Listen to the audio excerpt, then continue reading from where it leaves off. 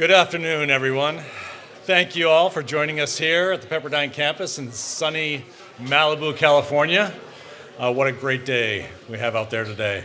And thank you also to the ever-growing online audience tuning in from around the globe. So to everyone both here, in person, and online, welcome to the 2025 Pepperdine Graziadio School Most Fundable Companies Competition Showcase.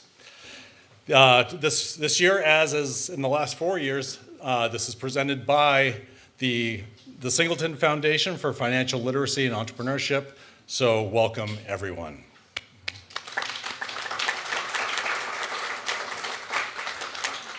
So my name is Craig Everett. I'm a finance professor here at the Graziadio Business School and also the executive director of the Most Fundable Companies program. It's my honor to be your host today as we introduce you to 14 amazing startup companies selected from over 2,300 participants this year. This is our 8th year of the competition, and for the 5th year in a row, we've had participants from every state, all 50 states and even some territories. So it's very exciting. This is a competition that gets very, very wide recognition and wide participation. So we're excited for you to meet the 14 startups who ran the gauntlet and emerged victorious this year. It is quite an intense experience for those who have gone through it. This is not just a pitch competition, it's a due diligence competition. And so they're the reason we're here, so please give those 14 companies a big hand.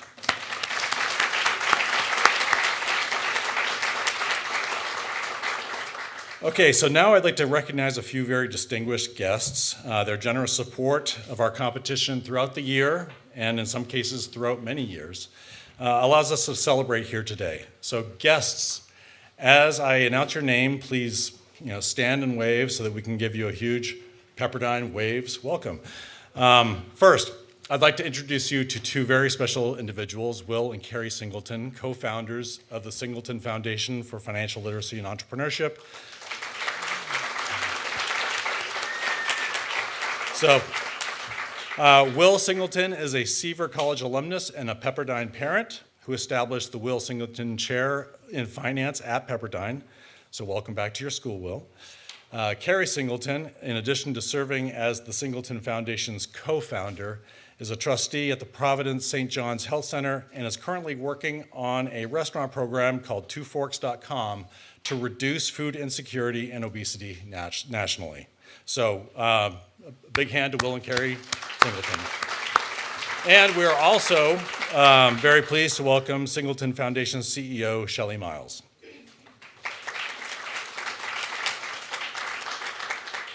So 2025 marks a milestone for us. It is Singleton Foundation's 5th year as the title sponsor for this event.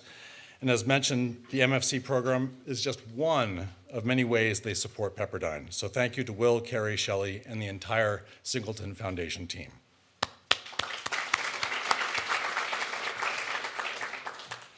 And from Pepperdine Graziadio, we are joined by Dean Deborah Crown, and also my two colleagues who round out the Most Fundable Companies team. They are finance professor and associate dean and Graziadio alumnus, Dr. Clemens Kanatsky, and our program manager, Amy Wood.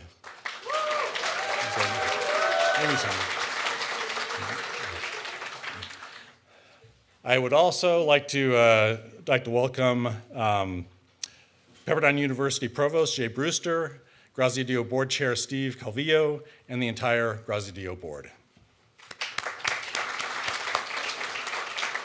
Lastly, to all of our alumni founders, investors, and supporters, let's give them all one final waves welcome back to Pepperdine. Okay, so here is a quick overview of today's schedule.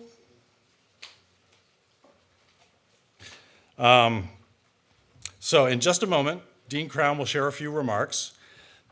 She will be followed by our keynote panel.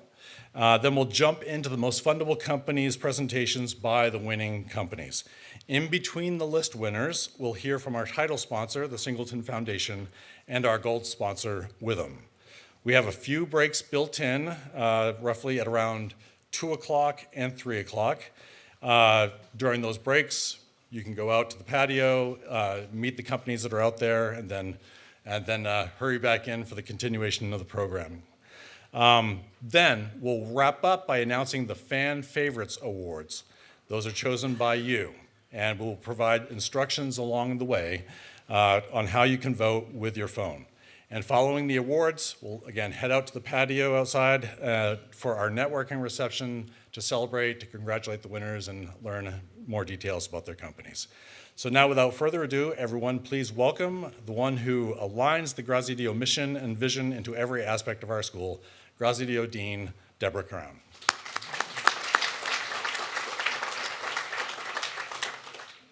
Thank you so much, Craig. And good afternoon and welcome to Pepperdine Graziadio.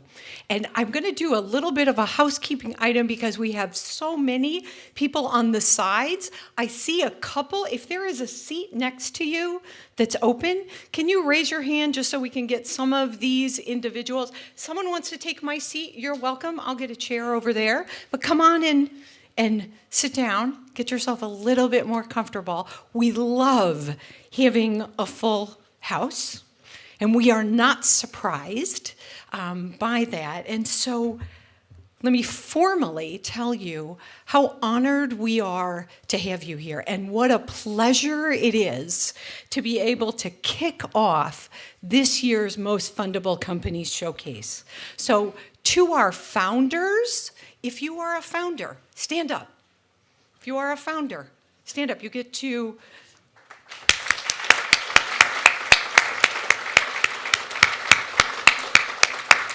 If you are an investor, stand up. We're going to give you a little bit of exercise today. So as an investor, stand up. Graziadio and Pepperdine alums, stand up. Oh, we love this. And right in the middle. You got to love that. Faculty, we've got faculty and staff. Graziadio and Pepperdine faculty and staff who are amazing.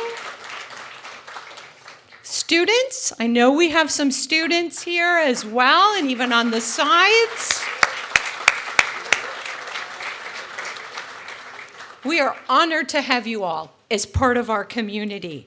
And at Graziadio, entrepreneurship is something we deeply believe in. As all of you know, it's a force that drives innovation and fuels economic growth. It requires resilience, creativity, and courage. And today we come together to celebrate and champion the entrepreneurial spirit and to recognize founders who are building companies and creating solutions that lead to human flourishing. Now, we love this program for a number of reasons, and one is because it's unique. You've heard earlier that this is not a pitch competition. This is a rigorous, multi-round competition that mirrors the diligence that investors expect. You heard 2,300 companies and founders entered this competition. And then they went through the first initial screening round. There's a lot of work to even participate in this. They went through quarterfinals. They went through semis, and we came down to 77 companies. 77 companies and founders, and today we are celebrating 14 remarkable winners.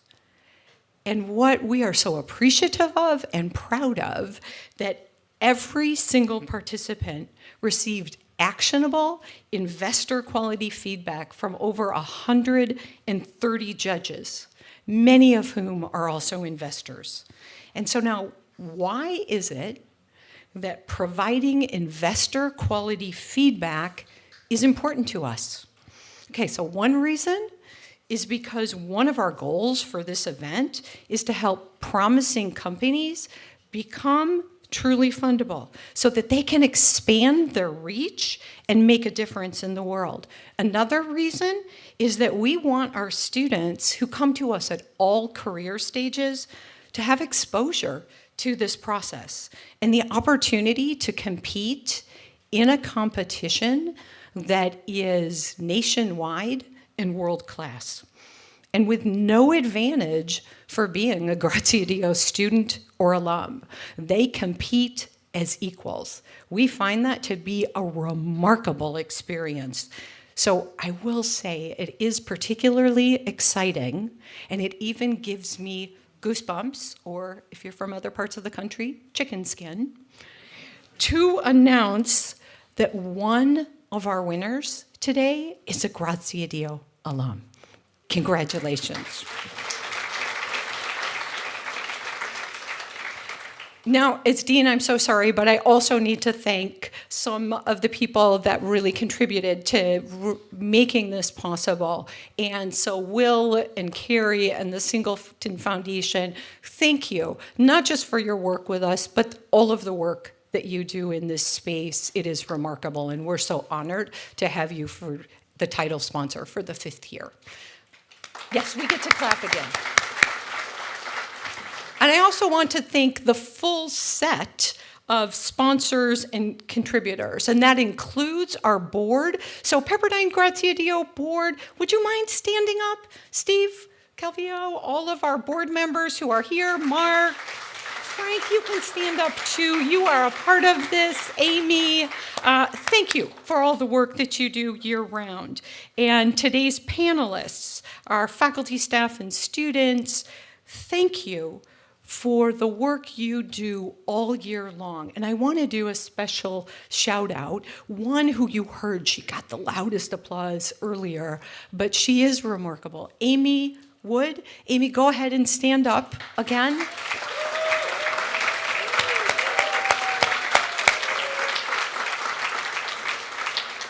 Clemens Kaunatsky, that in addition to this, he is our Associate Dean for Programs. We have no idea how he does everything that he does. He does it remarkably well. Clemens. And Craig, thank you for your leadership of this event and for all of the work that you do on this and our capital markets project. So thank you. So at Graziadio, our most fundable program is in alignment with our broader mission. And so we are a premier graduate business school known for developing purpose-driven leaders and delivering transformational impact. And that means we offer rigorous and relevant academic programs, including a rich array of executive programs. And so many institutions, and you do see, so right behind me, I'm a dean. I got to pitch a little. Yes, there's a QR code if you'd like to learn more. But you know that so many institutions are focused just on the early stages of learning, including for entrepreneurs. And so we're proud that at Graziadio, we have programming for entrepreneurs at all of your career stages. And you know, as entrepreneurs, that there is a lot of investment at early stages. And yet when you move your firm farther along, it is much harder at that point. And you hit oftentimes a cliff. At the cliff, we're here. Given our location, we think that's fitting, quite frankly. And so to our founders, we honor your resilience. You've wrestled with business models, capital strategies, and countless leadership decisions. Today, you're recognized for your ideas, for your discipline, and for your determination. To our investors and partners, thank you so much for serving as volunteers, judges, coaches, mentors, and quite frankly, for bringing diligence and discernment, for turning potential into durable outcomes, and for investing in the future. And so as we prepare to hear from today's winners, I invite you to take this opportunity to listen, to engage, and to connect. Because one of the things that we find so exciting and impactful is that a conversation today can change the arc of a company tomorrow. So on behalf of Pepperdine Graziadio, and congratulations to our 2025 Most Fundable Company winners, enjoy the program.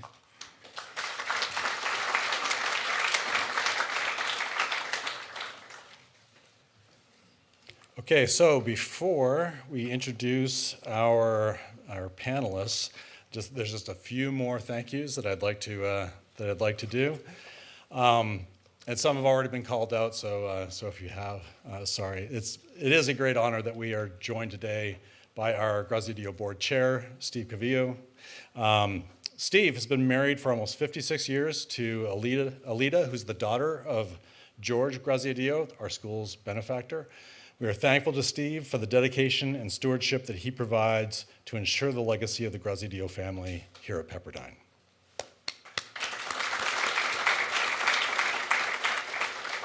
And we'd also like to welcome our distinguished alumnus, Graziadio board member and co-chair of the Entrepreneurship and Family Business Committee, Vince Montpart. So Vince is wearing two hats at our event today. He's representing the Graziadio board, and he's also moderating the panel discussion that we have coming right up. We have a stellar panel who will be exploring the power of the Most Fundable Companies program. We're very excited about the panel that Vince has assembled. We'll be hearing from Frank and Rockwood Foster of the Gideon Hickson Fund, David Feldman of Cerity Partners Ventures, and Stefan Gunnarsson, CEO of PropTex, who you may recognize as one of our 2024 Most Fundable Companies. So a big welcome to our panelists for today. So back to Vince. So Vince Montpart, he is principal at Global Capital Markets, which is an investment banking firm where he has managed transactions and investments ranging from $40 to $500 million. He's been a critical player here in our MFC program. Vince is also a Graziadio board member and co-chair of the Entrepreneurship and Family Business Committee and one of Pepperdine Graziadio's most distinguished alumni. Please welcome Vince Montpart.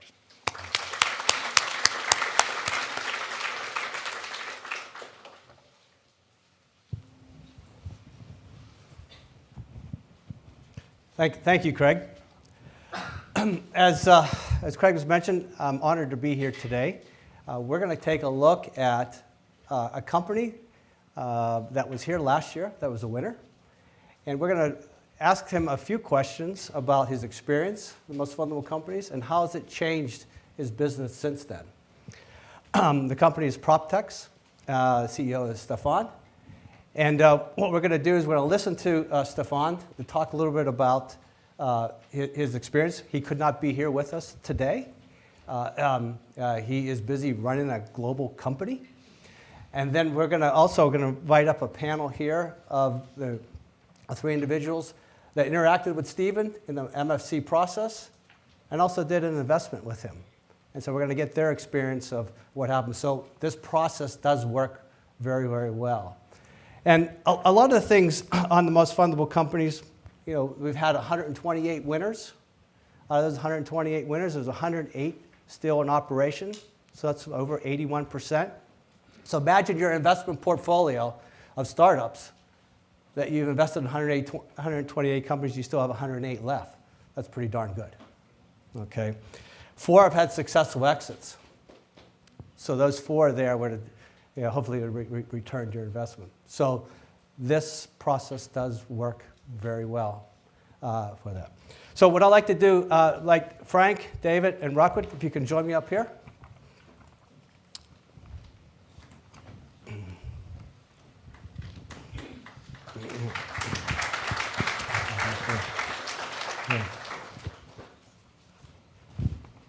Okay. So let's kind of work through the video of Stefan here. Can we get that up, please?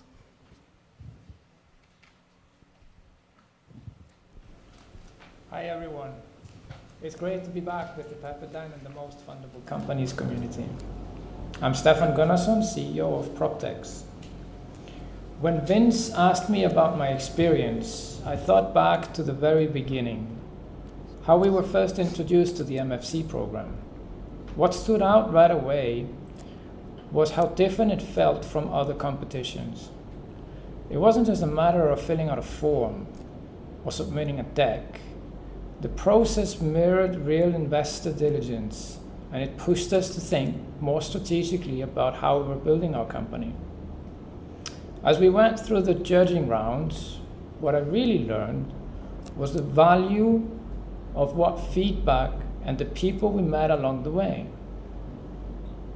We had conversations with industry experts who understood our space, and the input they gave us helped sharpen our story, refine our approach, and ultimately made us stronger as a team.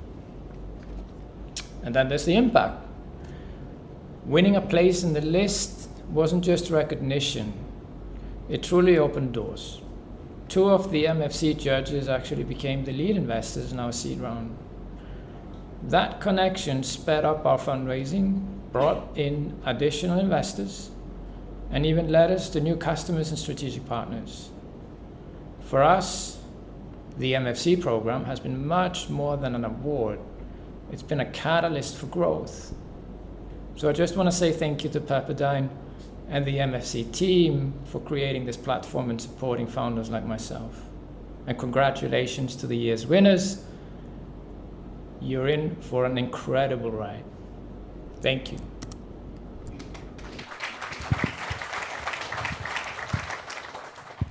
Okay, so PropTex is a great story here, and hopefully soon, and maybe we'll hear some more information here, that they'll share some exciting news with the community.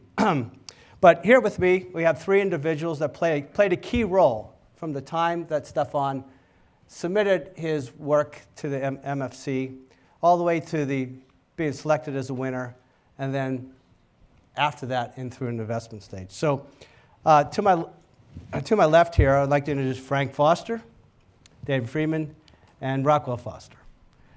Frank and Rockwood are from the Gilden Hickston Fund, and David is with Celerity Partners. Welcome. Good to have you with us today. So Frank and Rockwood, give the audience a little bit of background on the Gilden Hickston Fund, a little bit, and how it's all started, and then David will switch to you to talk a little bit about Celerity. Go ahead, Frank. Great. Is that working? Yes. You heard okay? Yeah. Great. Yeah. So my name is Frank Foster, and I am the managing partner of the Gideon Hickson Fund, which is the venture arm of the Hickson family, which is now going into its 7th generation as a family business and has a long history in venture capital that actually goes back to the 1940s when we funded a company called AMP, which grew into the largest electronics company in the United States, selling in 1998 for $11 billion. We've been venture investors in Apple, in Dell, and Yahoo, and more recent successes such as Instructure, Tesla, and SpaceX. We don't take any outside capital, and all our partners and our limited partners are family members. So today, the Gideon Hickson Fund invests around a strategy we call IARI, which is innovation affecting real estate. So the fund works very closely, almost kind of like the R&D arm of our core real estate business.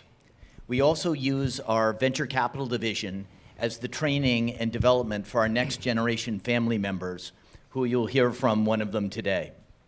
As a family venture fund, we strategically partner with Celerity Ventures and David Feldman here, who are the largest managers of corporate venture capital funds in the world. And they work with the Hickson family very much like they work with their corporate partners, such as Kellogg's, Cencora, or Avery Dennison. I'd also like to say we have a very close relationship with Graziadio and have worked together now for over 6 years to develop the first accredited Masters of Science degree in Family Enterprise, the MSFE, which really has come together by combining what we've done as a family business with the amazing resources of Graziadio and Pepperdine. The most fundable companies will be integrated into this program as part of our investor mindset development, and will expose the most fundable companies contest and its companies to leading families from all over the world. Thank you. David, a little bit about Celerity Partners and your involvement with the most fundable companies. Yeah, so I actually came to the Most Fundable Companies event last year. It was my first time participating in the program. I came with Frank, who kind of introduced me to it as well, and met some amazing people, including Vince, Amy, and the like. And, obviously have had a really great outcome from this last year. I think, from my background, so I started my career in startups, have been in an institutional venture fund called Indicator Ventures in the Boston, New York area, and then more recently have been with Celerity Partners Ventures. And as Frank alluded to, we partner with large corporates, mostly Fortune 500s, to help them spin up, run, and manage their corporate venture capital programs and market. We work with folks like T-Mobile, investing in telecom and 5G, all the way to Kellogg's, or now known as Kellanova, investing in food tech and CPG, and pretty much everything in between. I focused most of my time on our institutional funds with Erie Insurance, a large insurance carrier, investing in fintech and insurtech, as well as Frank's fund here on the family office side, investing in everything around the prop tech space. Rockwood, your exposure to the most fundable companies. So my name is Rockwood, and I'm currently a senior at UCLA. And last summer, I had the opportunity to work alongside the Gideon Hickson Fund and take part in the most fundable companies competition. And I worked alongside David as well. I was able to participate as a judge in the competition, and that's where we met PropTechs. Thank you. Okay. So, Frank, I want to give you the first question here. And it's a question that I'll ask a lot of my colleagues. How'd you find this deal? Well, as an active venture fund and through a close relationship with Pepperdine, we were asked to be judges. So David and I were actually separate judges looking at different groups of companies. And then as part of Rockwood's training program for the Family Venture Capital, he was assigned to work with David. So maybe David and Rock can talk to this in a bit, but they were the ones who actually reviewed and surfaced this deal. None of my deals made it, which this one became one of the winners. We really like this one because we've been looking at applications of AI within the real estate business, and we found this technology, the business model, and really the approach to be very interesting. And this is a deal we would not have found, Vince, any other place. Sure. You have a Icelandic entrepreneur with a French-based tech team operating out of Monaco. The likelihood of having us found this deal without the help of fundable companies never would have happened. But then what kind of took this deal to the next level was actually at the event last year where we got to meet Stefan in person. And we saw just how much traction he had actually made during the time when we'd been, originally judging it. And we also got time to spend with him and really get to know him, and became incredibly impressed with not just his knowledge of the space, but his vision for where this company could go. So it fit within our IRA strategy. And after spending time with Stefan, particularly here, we decided to go into full diligence on it. Good. So David,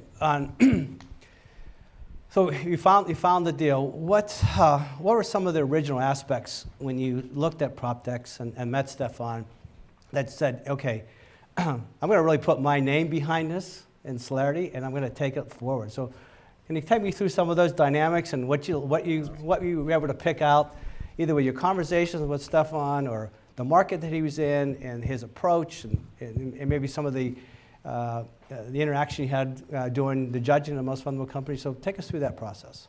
Yeah, so I think, as Frank alluded to, we liked the business at the get-go. It really was straight shot for our thesis here in the IARE strategy. Outside of that, I just want to take a step back and say, I've been a part of a lot of different accelerator programs throughout my career in venture.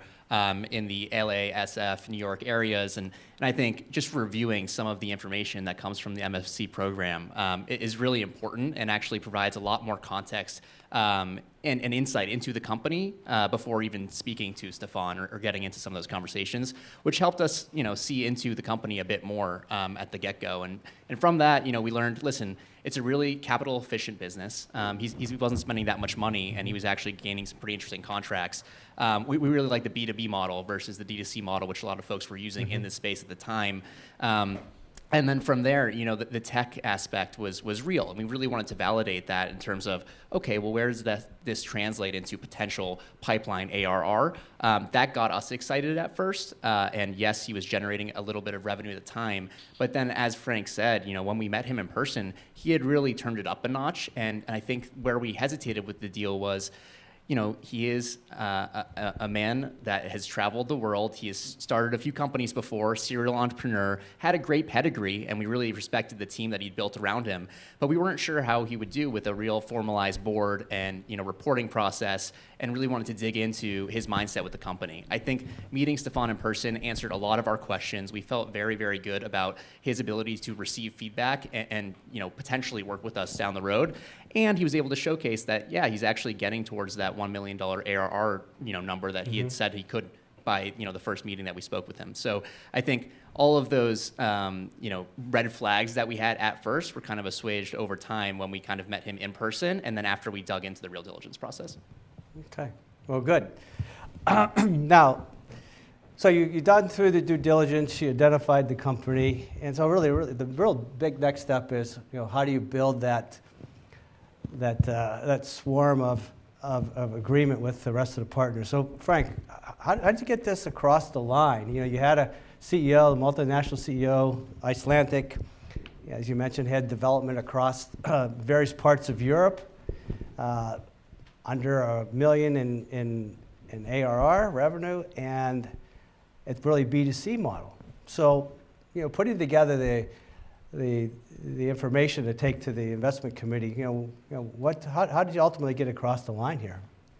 Well, on one level, it was the fact that we'd spent the time with Stefan to understand where he was going, and every time we met with him, it seemed like he had made a measurable accomplishment towards what he said he was going to do. We saw contracts with real companies. We, called people who'd worked with him, particularly in the industry. We got excellent references that were there.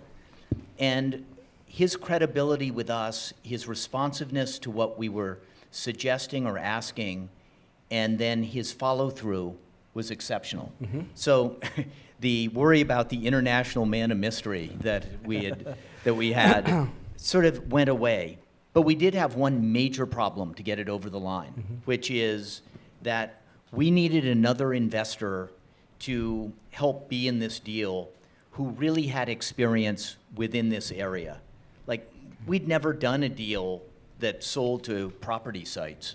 And we really wanted someone with us who deeply understood the market and really understood the customer as well. So through this process and things, we, through our research, found a guy named Simon Baker of a group called Fusion for Ventures, who was an Australian investor who had previously run, had built, and then taken public a company that became the largest operator of real estate property sites in the world.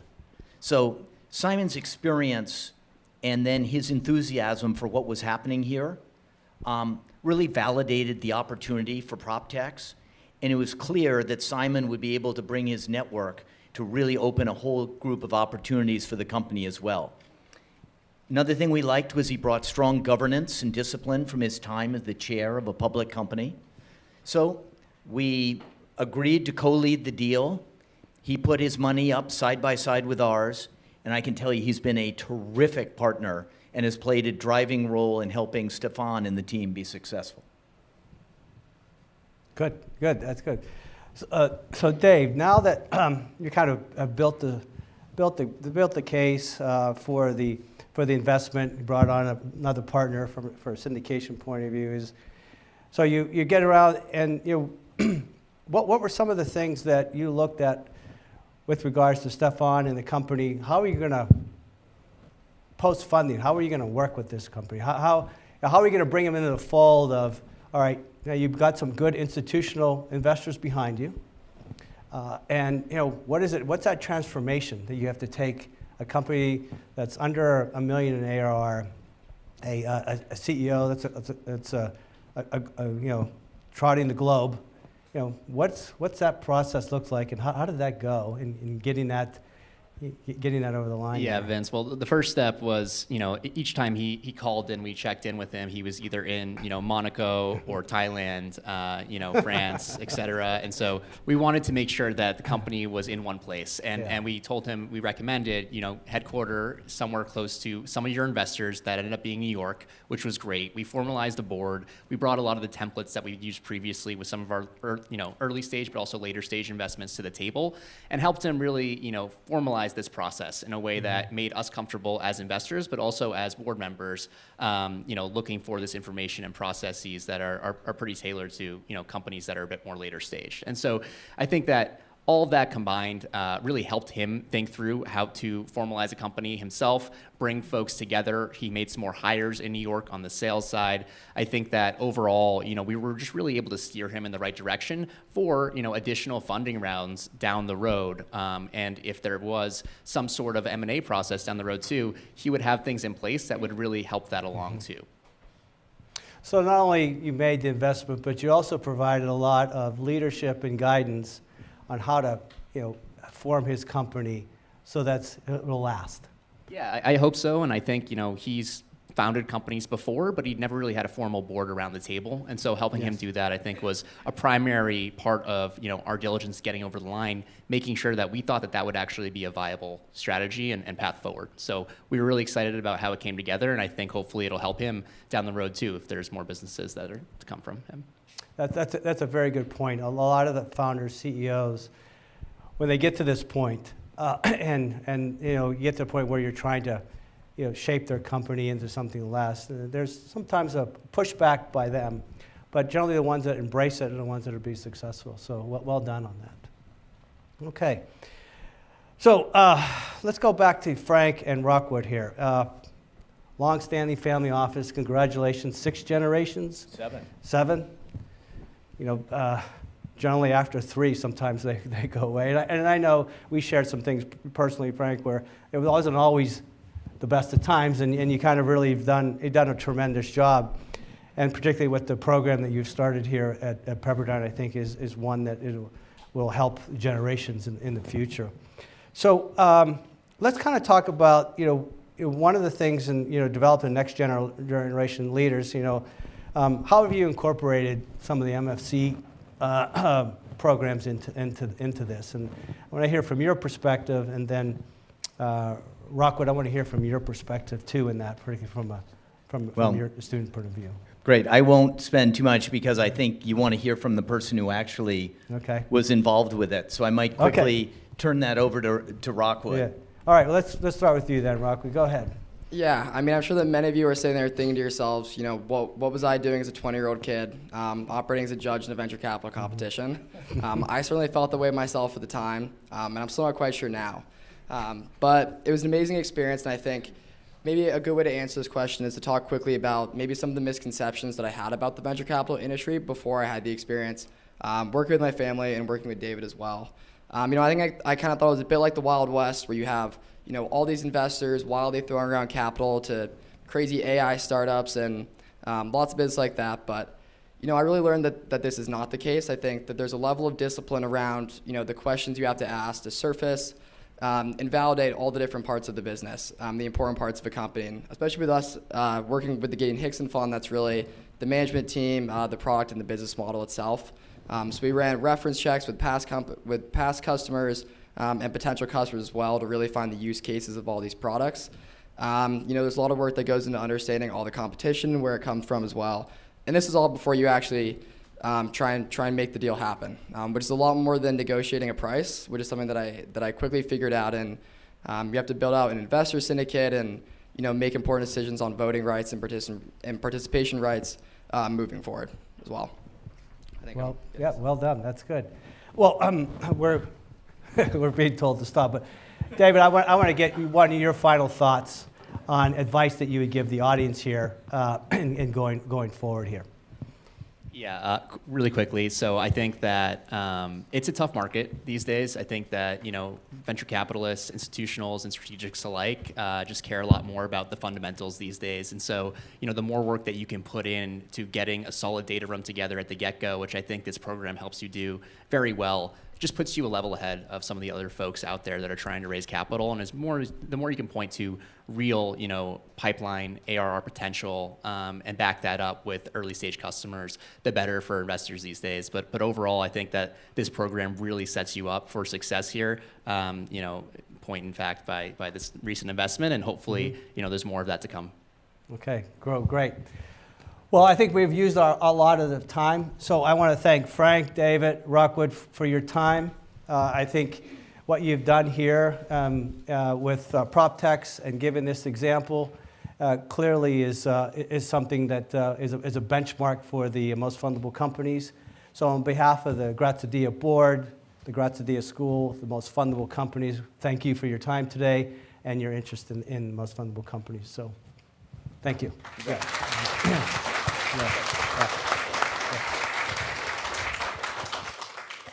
Okay, a big thank you to Frank, David, Rockwood, and Stefan for sharing their story of the power of the Most Fundable Companies program, and also a special thank you to Vince Montepart for being our moderator. Let's give them a hand. One point of clarification, as Frank mentioned when he was introducing PropTechs, that you mentioned, okay, the founder was Icelandic and with a French staff and operations in Monaco, and some of you may be thinking, wait, I thought this was a US startup competition. Well, the key thing there was the headquarters in the US. So basically, you have to actually be headquartered here in order to participate in this program. So in case some of you were wondering, how did this foreign company end up in this competition? That's how. So as we transition now into the presentations from our winners, I'm going to hand us over to Clemens and Amy to explain how the fan favorites voting will work. So Clemens and Amy. Thank you, Craig. How are you guys doing?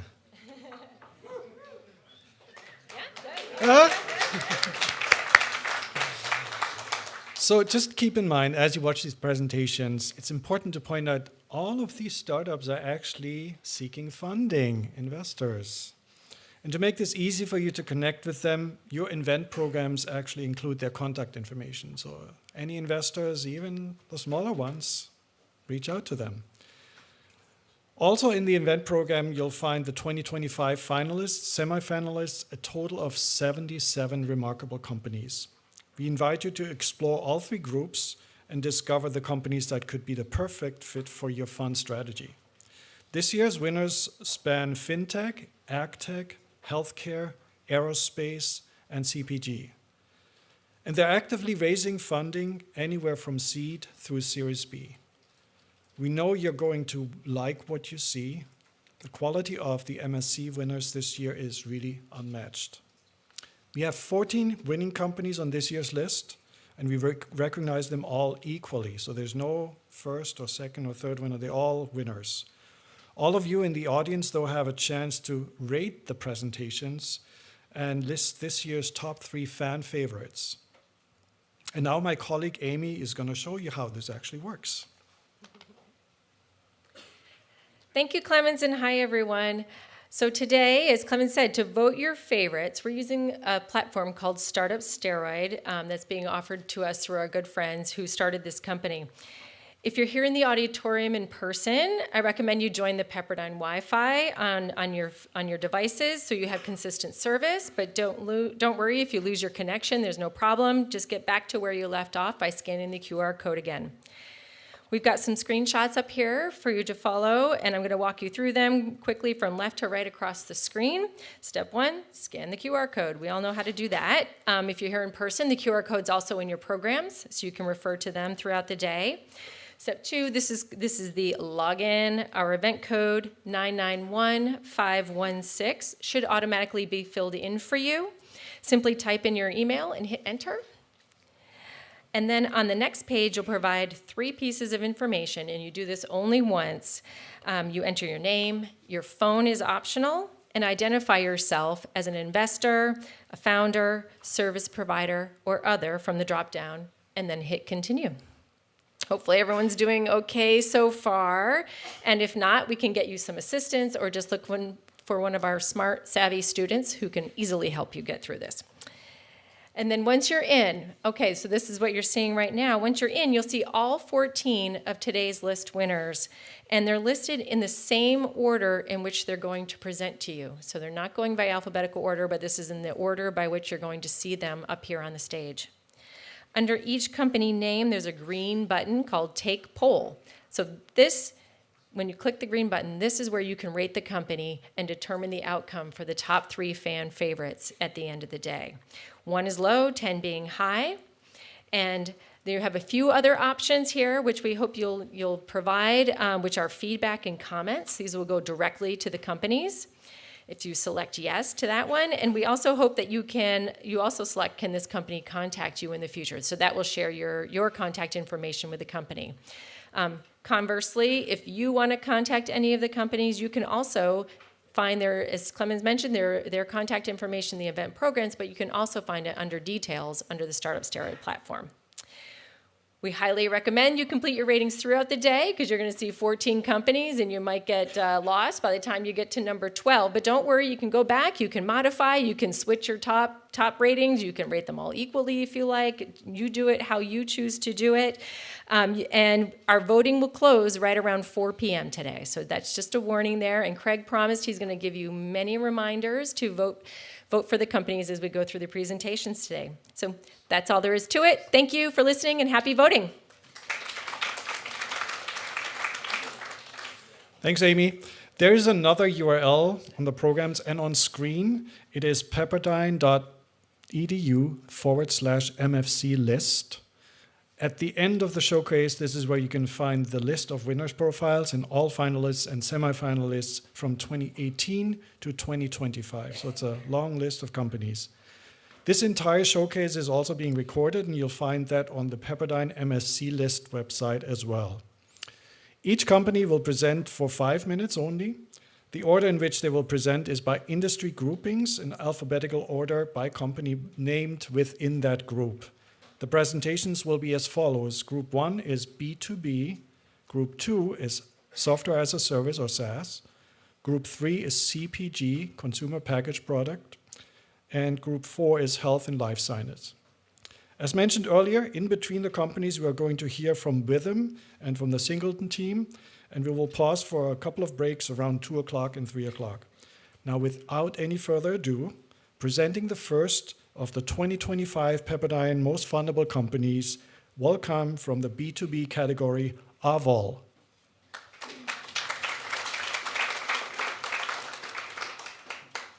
Testing, can everybody hear me? Fantastic. Cool. Hey, oh, wait, I need a slide thing. Okay. Hey, everyone. My name is Nate. I'm one of the founders of Avol. We do long-range autonomous deliveries. Prior to this, I spent about 10 years building robots and AI for medical and logistics applications for Amazon, Tesla, DHL, and others. My co-founder, Matthew, led the research behind Boeing's blended wing, which is one of the most efficient aircraft ever designed.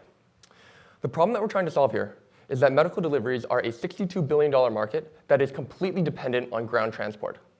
So critical deliveries of blood, organs, and tissues, drivers take 2 hours to arrive. They cost up to $1,700 per delivery, and then they get delayed by roads, traffic, and other pickups that they have to do along the way. But for hospitals, this has fatal consequences. Over 1/3 of transplantable kidneys get rejected because the organ literally dies in transit between healthcare centers, each with a value of $2.5 million and 12,000 kidneys every year. Surgical procedures, which are predicated on the rapid delivery of blood, organs, and tissues, incur delays of over $7,000 per hour when these things aren't delivered on time. And so the problem is that there's really no options for delivering things for healthcare centers. In 99% of the cases, we use a car, which is slow and expensive, And in the remaining 1% of cases, we'll use a helicopter, which is $10,000 for a single delivery and only twice as fast.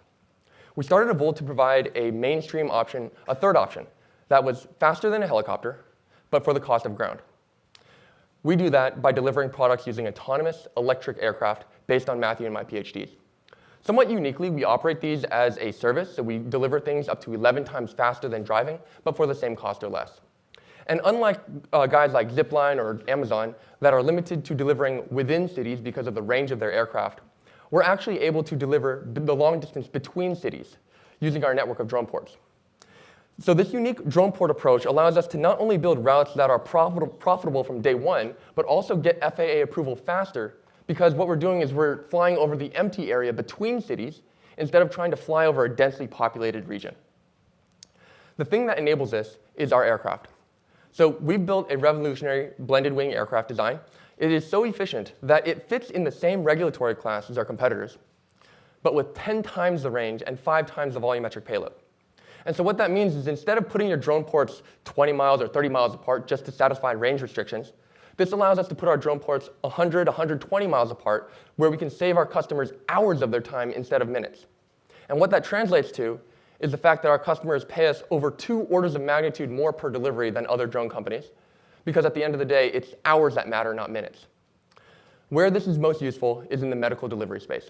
There's over 400 million medical deliveries every year. Our entry point into this market is blood deliveries, specifically for organ transplant. Why blood deliveries? Blood deliveries are not only the bottleneck for the organ transplant, but they're also paid for by Medicare. So hospitals don't really mind spending $2,000 for a delivery because they can just write it off on Medicare at the end of the year. We structure these as B2B service contracts for a fixed number of deliveries every year. We make around a 57% margin on every delivery, charging up to $1,300 per flight. But the interesting thing is, if you were to take our aggregate market of same-day deliveries that are 100 to 400 miles, less than 10 pounds, that ends up being a $4.4 billion obtainable market where our only competition is drivers driving cars. So we're growing at about 31% month over month right now. We just passed 700 grand in bookings. We have a $3 million wait list, all of which is inbound, and we did that in the past 27 weeks. We're really focused right now on the medical delivery space, laser focused on medical deliveries. There's enough volume in this market for us to feasibly become a $1 billion company. But realistically, that's actually only 1/4 of the small parcel market, meaning that we can quadruple our obtainable market simply by just delivering other products using the exact same delivery system. So we're raising $2.5 million. That gets us to our first $1.7 million in revenue and allows us to kind of dominate the organ transplant space here in the United States. And we're at 15% of the way there already, so we think it's pretty reasonable. With this time next year, we'll probably have the entire organ transplant market. But the really interesting thing is that this round is actually closed. We've been led by, thank you. It was led by Cultivation Capital and Tim Draper, with participation from C2, Mana, ProChain, Untapped. If you guys know Yohei Nakajima or Reid Hoffman, that's their fund, and Alchemist Accelerator. But we are talking. The video's not playing. But we are talking to people about post-close raising, and I'll look at anything that comes across my desk. So if you guys would like to chat, I'll be somewhere over there. But it was a pleasure to meet you. It's a great honor. Thank you guys so much. Really appreciate it.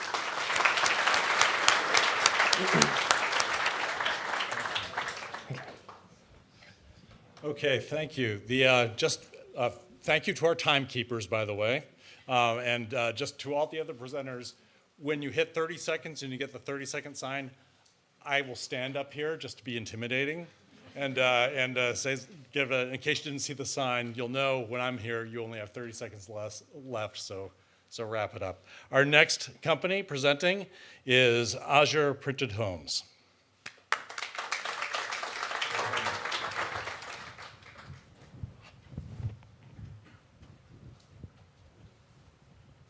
Good afternoon, I'm Gene Edelman, co-founder of Azure Printed Homes. What if homes of the future could be built faster, less expensive, and with no waste? We have 7 million home shortage in the US, 1.2 billion homes due to wars and natural disasters around the world, and 16,000 homes got destroyed here in LA, in Altadena and Palisades, just in the last 7 months. The homeless crisis is out of control. Some 75,000 in LA County and over 500,000 around the country. At the same time, we produce 380 million tons of plastic waste every year, and only 5% gets recycled. Here in the US, it goes into landfills. Around the world, it goes into the oceans. So how do we solve it? We have a simple system. People can go on our website, select the design they want. It takes less than an hour for a large house, for a 2,000 square feet home. It takes us 1 day to print a module. The modules are usually 200 square feet, so depending on the size of the house, we can do this very quickly. The finishing, all of the mechanical, electrical, plumbing takes another 3 to 4 weeks. And then depending on where it's going, a couple of days to deliver and a couple of days to install. So when traditionally it takes months to do, it takes literally weeks to do it. Here's a video. And by the way, this factory is in Gardena, so 30 minutes away from here. And it shows you how the unit gets printed. Totally automated. You see there is no labor involved. And when the unit is printed, then we use traditional construction methods to finish it right there in the factory. There are no interruptions for weather. We just this week went to work in 2 shifts because of the demand. So we can do it when it's dark, when it's cold, when it's rainy. It all happens at the same time. And units are beautiful. You know, this is not your old modular trailers. These are units that are winning awards. Affordable housing, I just believe, does not need to be ugly. So how big is this opportunity? I've talked about the shortages for the homeless. I've talked about ADUs, very popular here in California, but now spreading all over the country. There's now 8 other states that have ADUs similar to California law, and some 12 other states that are in different phases of adoption. The homes for LA fire victims, $30 billion worth of homes got lost. We don't have enough capacity in LA to rebuild using traditional methods. There is no way. Even Woolsey Fire, I lived through Woolsey Fire when I was at school here in Pepperdine when it went through Woolsey Fire, and basically where the idea of Azure Printed Homes was born just about 50 yards from here in that cafeteria was my partner and another student who gave us advice on how to do it initially. So, and then of course, affordable housing. I mean, people can't afford homes anymore.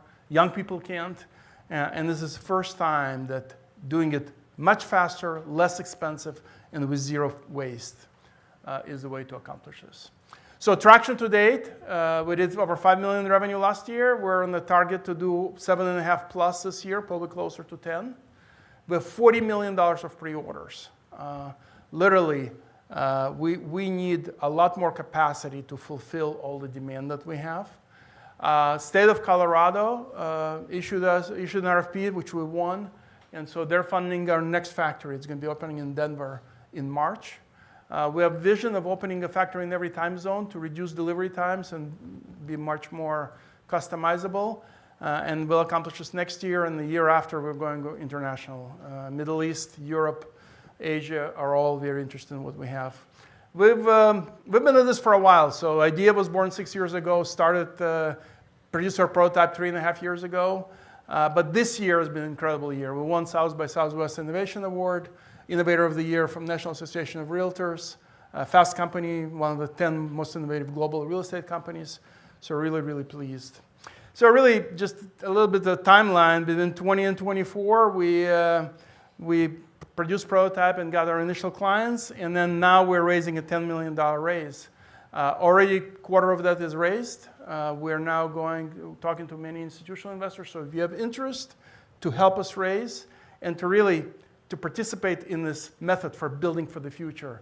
And if you're in LA, even for a short time, I invite you to visit our factory. Thank you so much.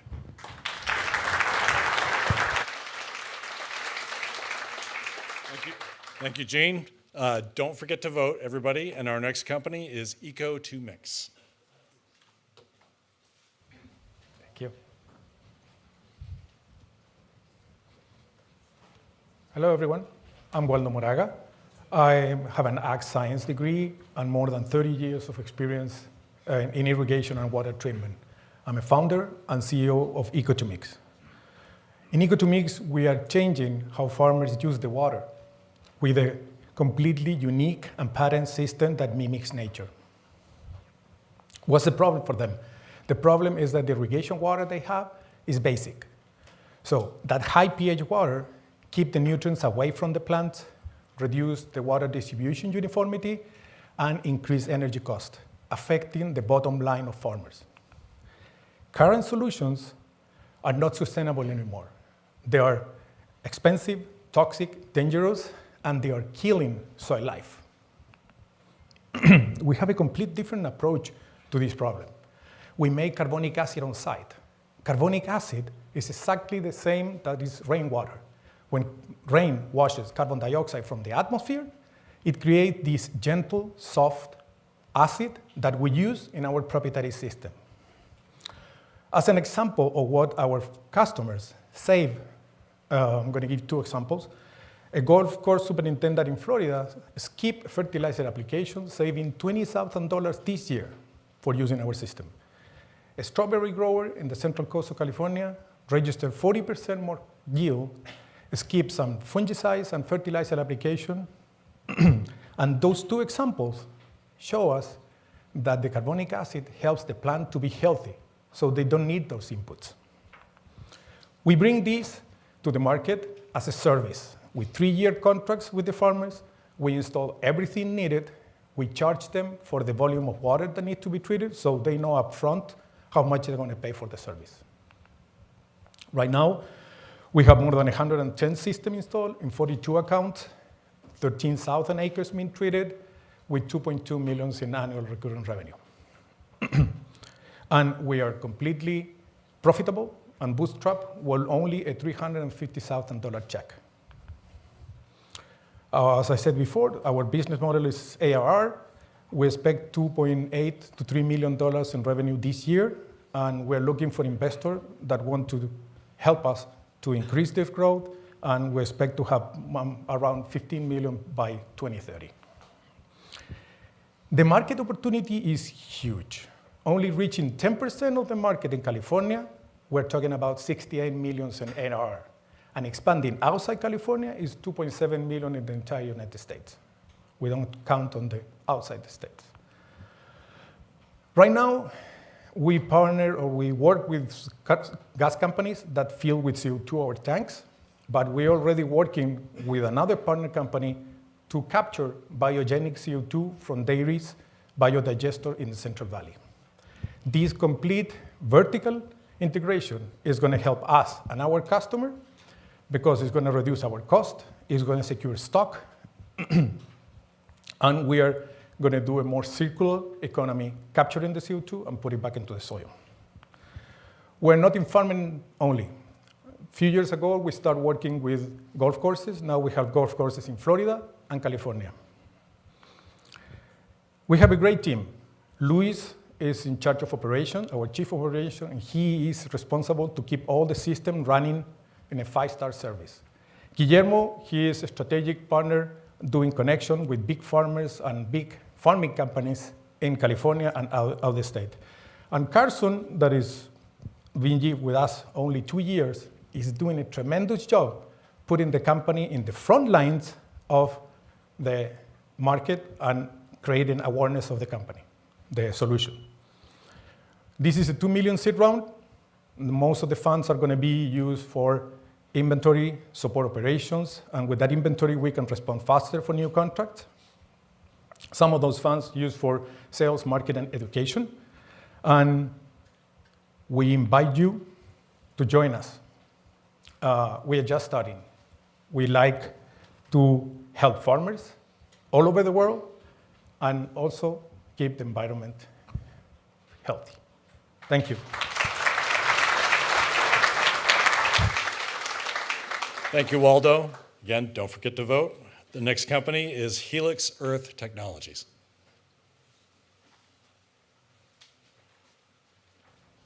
Thank you. Good afternoon. How's everybody doing? Good? We're delighted to be here. Thank you for having us. Helix Earth is a company that I co-founded 3 years ago with a former NASA engineer. And we're trying to solve the biggest problems the world's facing in air conditioning. The world's got a gigantic problem. We're spending almost $250 billion a year on the electricity needed to run air conditioning, and it's just getting worse. A lot of that CO2 that's going in the atmosphere is because of the energy we're using to cool the planet. Even worse than that, the biggest problem with air conditioning has been known about for 100 years. It's humidity. And if there's one idea that I want to leave you with today that you should remember, it's humidity sucks. You can buy these on our website, by the way. Humidity does suck. In fact, it sucks about 70 to 80% of the energy that you put into an air conditioner in most of the humid places in the earth. And that's where 80% of the people live, because that's where the food grows. Now, building owners are facing an even bigger squeeze. That is, after 2022, the standards for air conditioning called for an increase in outdoor air. What happened around 2022? COVID. So people were worried about viral loads, they were worried about indoor air quality, so the standards called for a tremendous increase in outdoor air where all the humidity lives. In addition to that, so the ASHRAE 62.1 is, if you want to look it up, that's the ventilation requirement. In addition to that, there's an energy reduction requirement put on by the industry that says we have to use less energy. And building owners are trapped in the middle with little place to go because we haven't seen real innovation in HVAC in a very long time. Now, this is my co-founder, Dr. Rawand Rashid, and this is the Orion spacecraft that's eventually going to take us to Mars. Now, he invented a new technology for that spacecraft, and I've got one of them in my pocket here, if I can pull this out easily. Drum roll, maestro. This technology is a new filtration technology that's used to save astronaut lives on that spacecraft after a fire might break out on one of these spacecrafts. We have an exclusive worldwide license for this technology from NASA, and we're applying it first to air conditioning to solve these big problems. So our product is a retrofit. If you're a building owner, the last thing you want to hear is throw away the air conditioners you've spent all your money on and buy something new. So we have a retrofit product that you can add on to your existing air conditioners, precondition the air, dehumidify that air, filter the air, and let your air conditioners do the job they were designed to do, which is cool that air. Now, other companies are looking at technologies to replace air conditioners or to replace dedicated outside air systems using new technologies. You can see some of the logos here. You might have heard of some of these companies. Their products are about the size of a Hummer SUV and weigh 6,000 pounds or more. And when I talk to customers, a lot of them tell me, my roof won't support that. Our product is about the size of the refrigerator in your hotel room. It's a gigantic problem. $150 billion TAM, $11 billion SOM, just in the US. We've achieved a lot of milestones in 3 years. We did a seed round of $7.3 million. We've gotten $2 million in grants from the US Department of Energy and from the National Science Foundation. We have an SBIR Phase 2 grant for $1 million. We got working prototypes, we're in customer test, and we're scaling the company to get ready for manufacturing. We're interviewing contract manufacturers right now. We have an amazing team. My co-founder, we've got industry experts from all the major HVAC companies telling us, here's the right way to do things, here are the things to avoid. As I mentioned, we did that seed round together with our first note, and we're doing a seed plus round probably by the end of this year. And we invite you to participate. That's probably going to grow to between 8 and 12 million. About half of it is already committed. We were designed for space, we're destined for Earth, and remember, humidity sucks.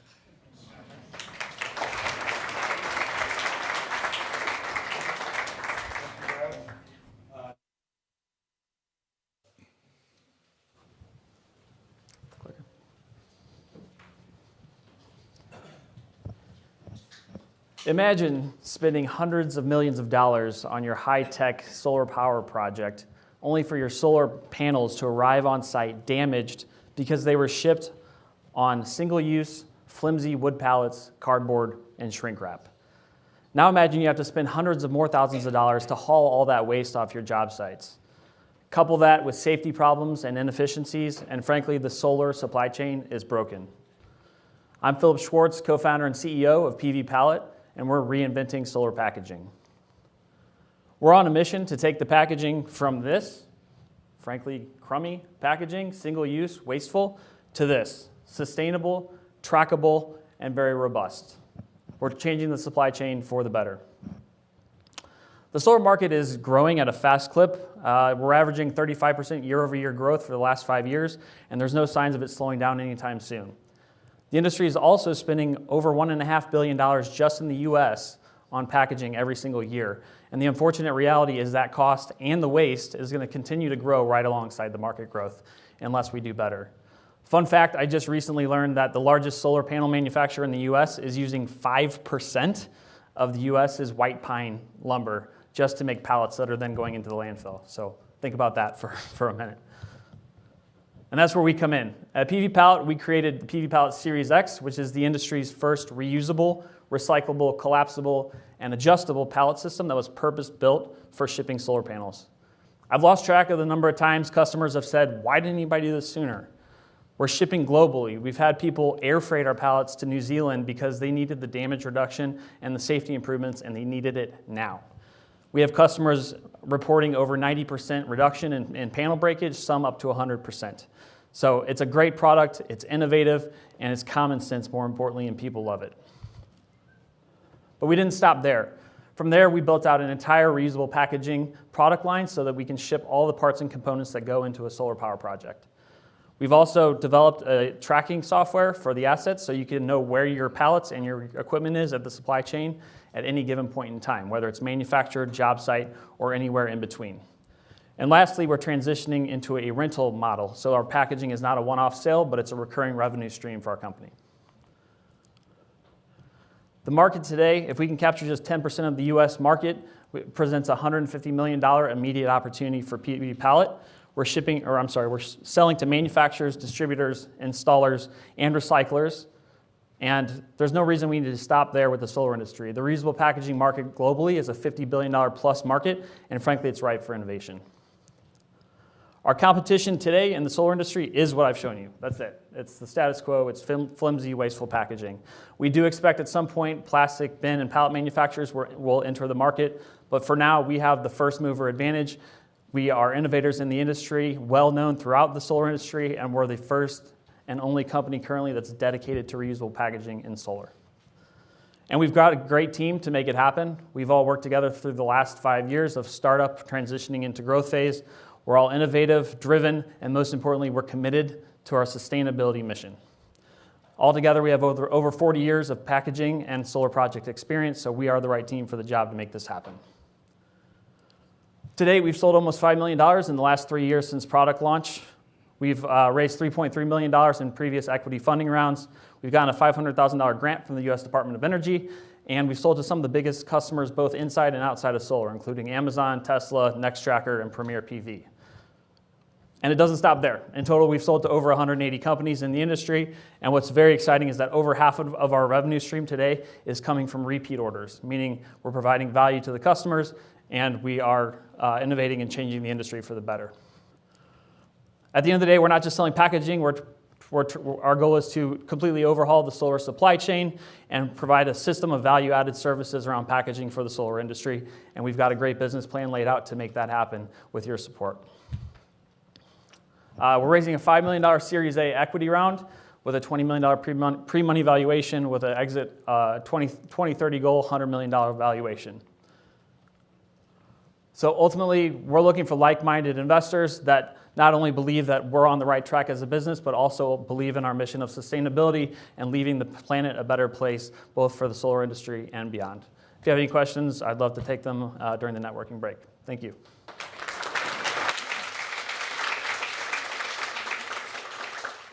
Okay, thank you. And congratulations to all of our B2B companies, our winners. It's now time to take a break. Don't forget to vote.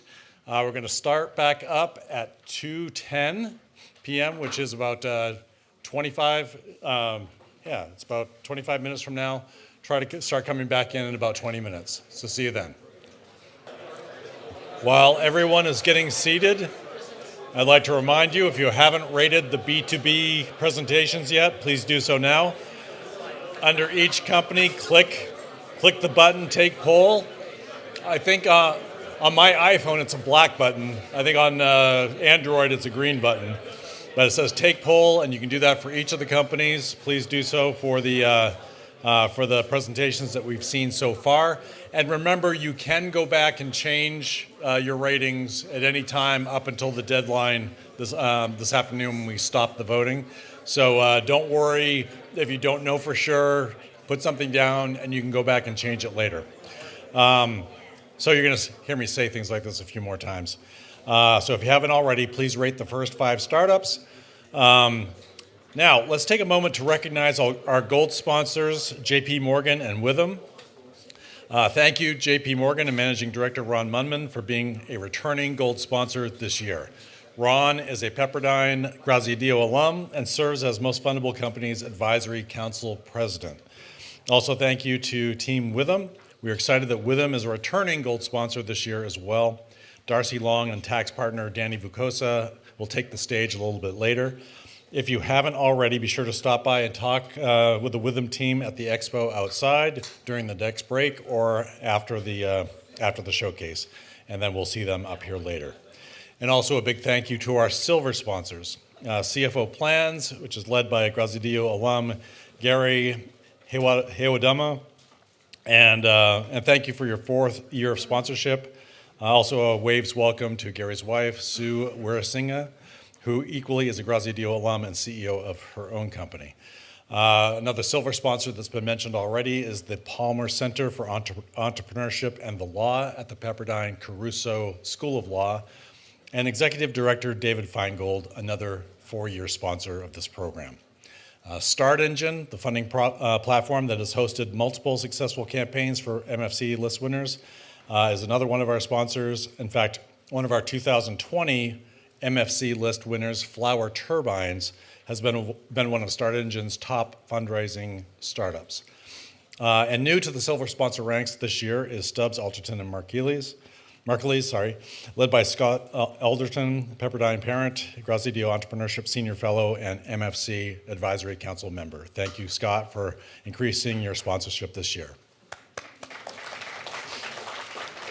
And brand new this year to the MFC sponsorship are Sunstone Management, represented by Jasmine Zhang. Pepperdine, Graziadio, and Sudstone will be co-hosting an event during LA Tech Week at our West LA campus next month, so we hope to see you there. And also want to acknowledge our resource partner sponsors. Most of this group have been with us and supported us for 6+ years now. They are Flying Point Industries, Net Capital, represented by our alumnus Eric Cox, Scherzer International, and SoCal IP Law Group with another alumnus, Jonathan Pierce. Thank you all for your ongoing support. Okay, so right now I'd like to turn your attention to our title sponsor, the Singleton Foundation for Financial Literacy and Entrepreneurship. They're here to share some of the new and exciting ways that they are delivering on their mission to provide economic empowerment for everyone and to inspire entrepreneurship and make financial competence fun and accessible for all. Please welcome CEO Shelley Miles.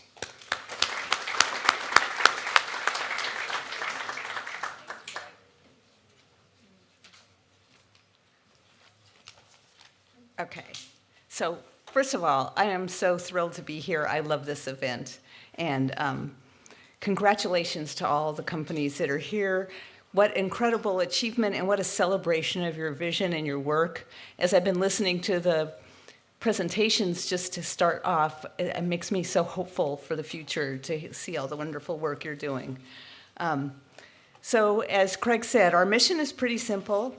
It's to make financial competence and entrepreneurship accessible to everyone. So we believe that those two skills, understanding how money works and having an entrepreneurial mindset and skills, they're foundational for being able to run your life as a successful business. So that's one of the reasons we love to sponsor this event, and we're thrilled to be doing it for our 5th year. We run 6 different programs. So Most Fundable Companies is one of our business-facing initiatives that we get to support. And we have our Singleton CEO Prize for Excellence in Business Leadership. And then we also have 4 consumer-facing programs that we make available for consumers to use for free. What I love about this competition, and I'm going to lower this a little bit because I'm a little shorter, is that it doesn't just celebrate your ideas, but this is celebrating the execution of all the various strategies and the milestones that build those ideas and turn them into tangible businesses. Businesses that can stand up to the scrutiny of what an investor is looking for during due diligence, and it also gives you the education of what those investors are looking for, so you are steps ahead of everybody else. And this is remarkable, and it's what makes this recognition so significant and so important.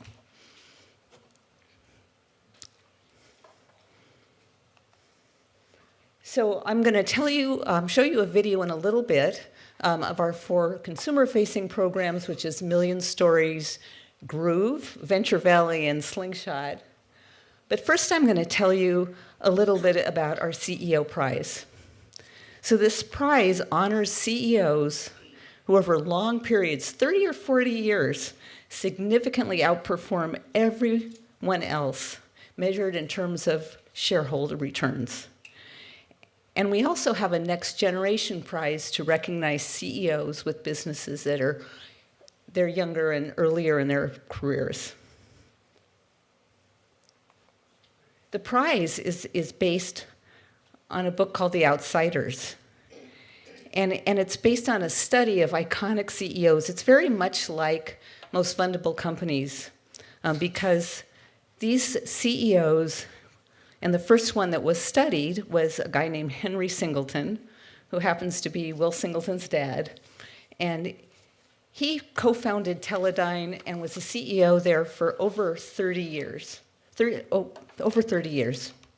And it provides a blueprint for the prize, which is grounded in creativity, vision, rational decision-making, integrity, and capital allocation, which are all skills that all of you are going to be demonstrating and learning more about.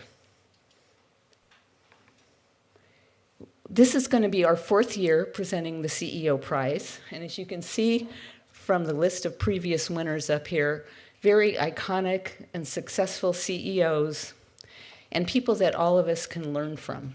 There's a lot of lessons to be learned. And we're thrilled next week that we'll be presenting and honoring our Lifetime Achievement Award to Ken Langone, who's the co-founder of the Home Depot. And Tony Zhu, who's the founder and CEO of DoorDash, will be honored with the Next Gen Prize. And we're also very excited that a couple of Pepperdine students will be able to join us and have the opportunity to learn from these leaders firsthand during a series of panels where they'll be interviewed and tell their stories. And who knows, someday, I look forward to seeing one of you walking across that stage to win a CEO prize. But now back to our consumer-facing programs. So this is our theory of change, and we believe that by learning entrepreneurial skills, financial literacy skills, how do you apply those skills, the programs can weave together and send you on a path towards financial freedom, because we believe that everyone deserves the opportunity to pursue financial freedom. So I'm going to show you a short video because I know this is a commercial break, and it highlights our 4 consumer-facing programs, and I hope you enjoy it.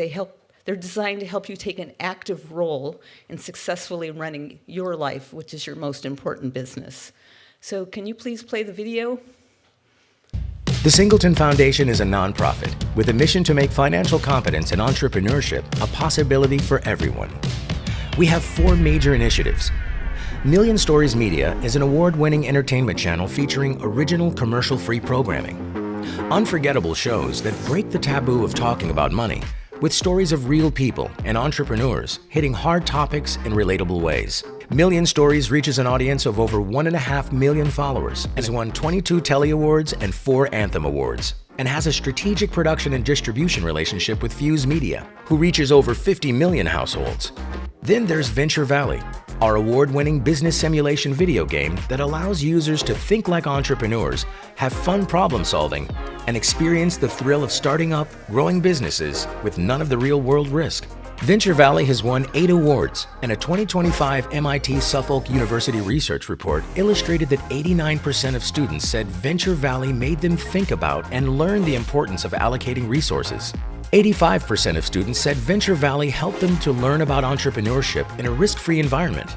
Then there's Slingshot, a platform that makes it possible for anyone to create, build, and share ideas. Slingshot has helped launch over 12,000 business ideas. Its highly intuitive interface and expert design process allows you to generate a shareable business plan in a matter of minutes, along with the research and data to help you grow your business. And then we have Groove. It's a personalized financial wellness app helping people build confidence with money. Groove uses emotional check-ins, habit-building tools, and positive reinforcement to help users reach their financial goals. Users can discover their unique money personality, set goals, track spending, and learn through bite-sized lessons that make money feel doable, supportive, and even fun. In a recent case study done with the University of Oregon, 89% of students felt Groove helped them learn more about personal finance. 72% reported Groove made them feel better about their money. We are committed to empowering individuals to think like entrepreneurs and take charge of their financial futures.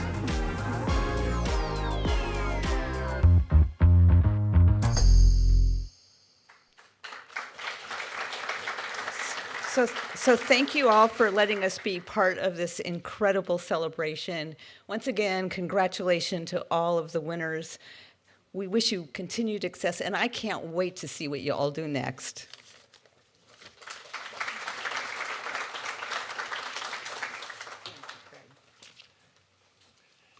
Thanks, Shelley. Now let me adjust this again because I'm taller than Shelley. So on behalf of the Graziadio School, thank you to the Singletons for all you do for Pepperdine, across the various schools, and particularly for this program. Audience, can we please have another round of applause for the Singleton Foundation? Okay, now let's move on to more of the Most Fundable Companies presentations. As a reminder, if you haven't voted yet, please do. Click that Take Poll button in the on the website. And let's get ready for our next category, which is SaaS companies. Please welcome Butterfly Technologies.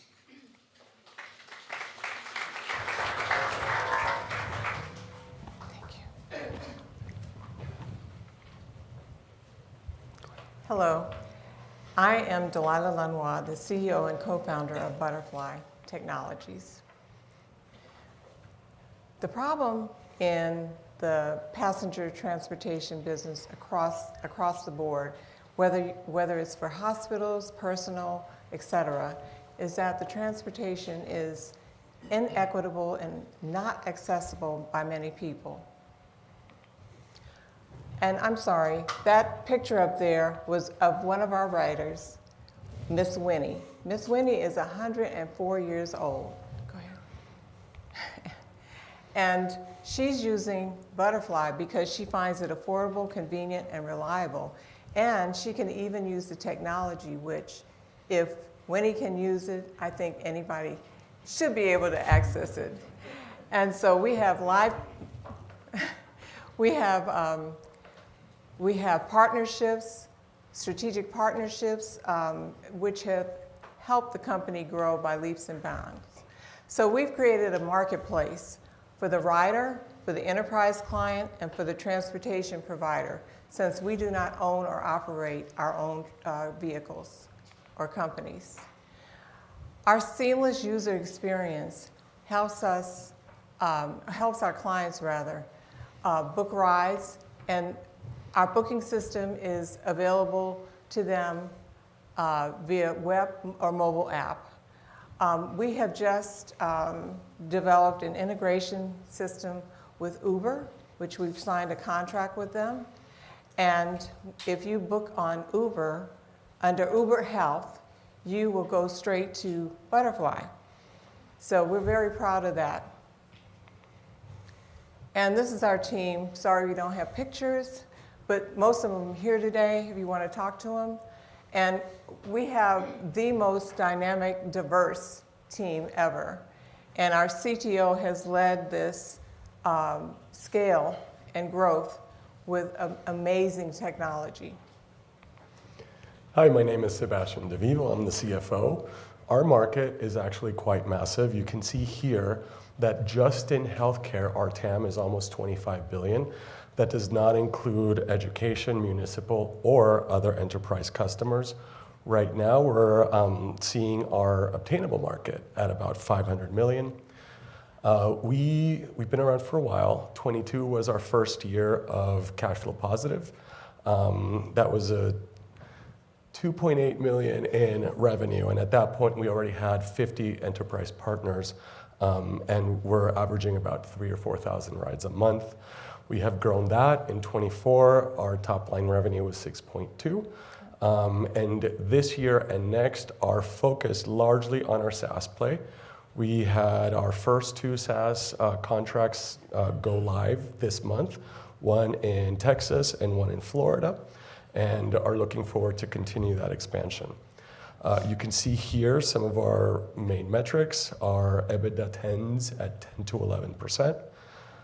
We are doing a raise for 5 million. That is largely for key hires, tech development, and it's to stand up 4 to 5 new markets in Arizona, Texas, and Florida. And we should mention each market that we stand up with our full solution doubles our size. So with 5 new markets up, we're essentially going to be 5 times larger by the time we complete it. We're very honored to be here and thank the organizers. If you have any questions, please feel free to reach out. Thanks. Thank you.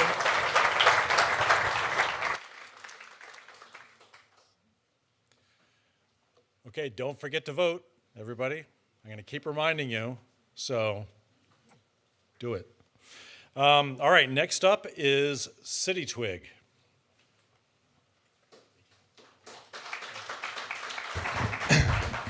My name is Mike Kratzer, and I'm the founder and CEO of CityTwig.com and Hooli.ai. We are an AI data analytics company focused in life and health insurance and primarily on the distribution side.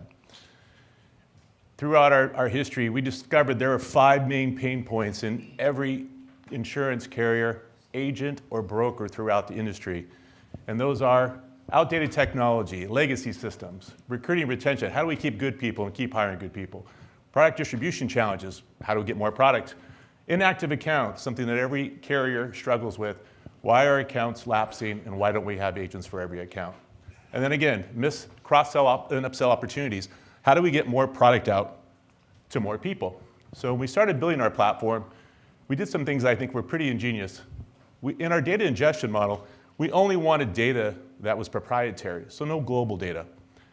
We built databases from that data, and what that allowed us to do after we ingested the data, we could now start building proprietary contributory databases in order to give our clients information that they don't know and compare it to what's standard in the industry. We enhanced that data with our machine learning and our AI capabilities, and we created an output or results.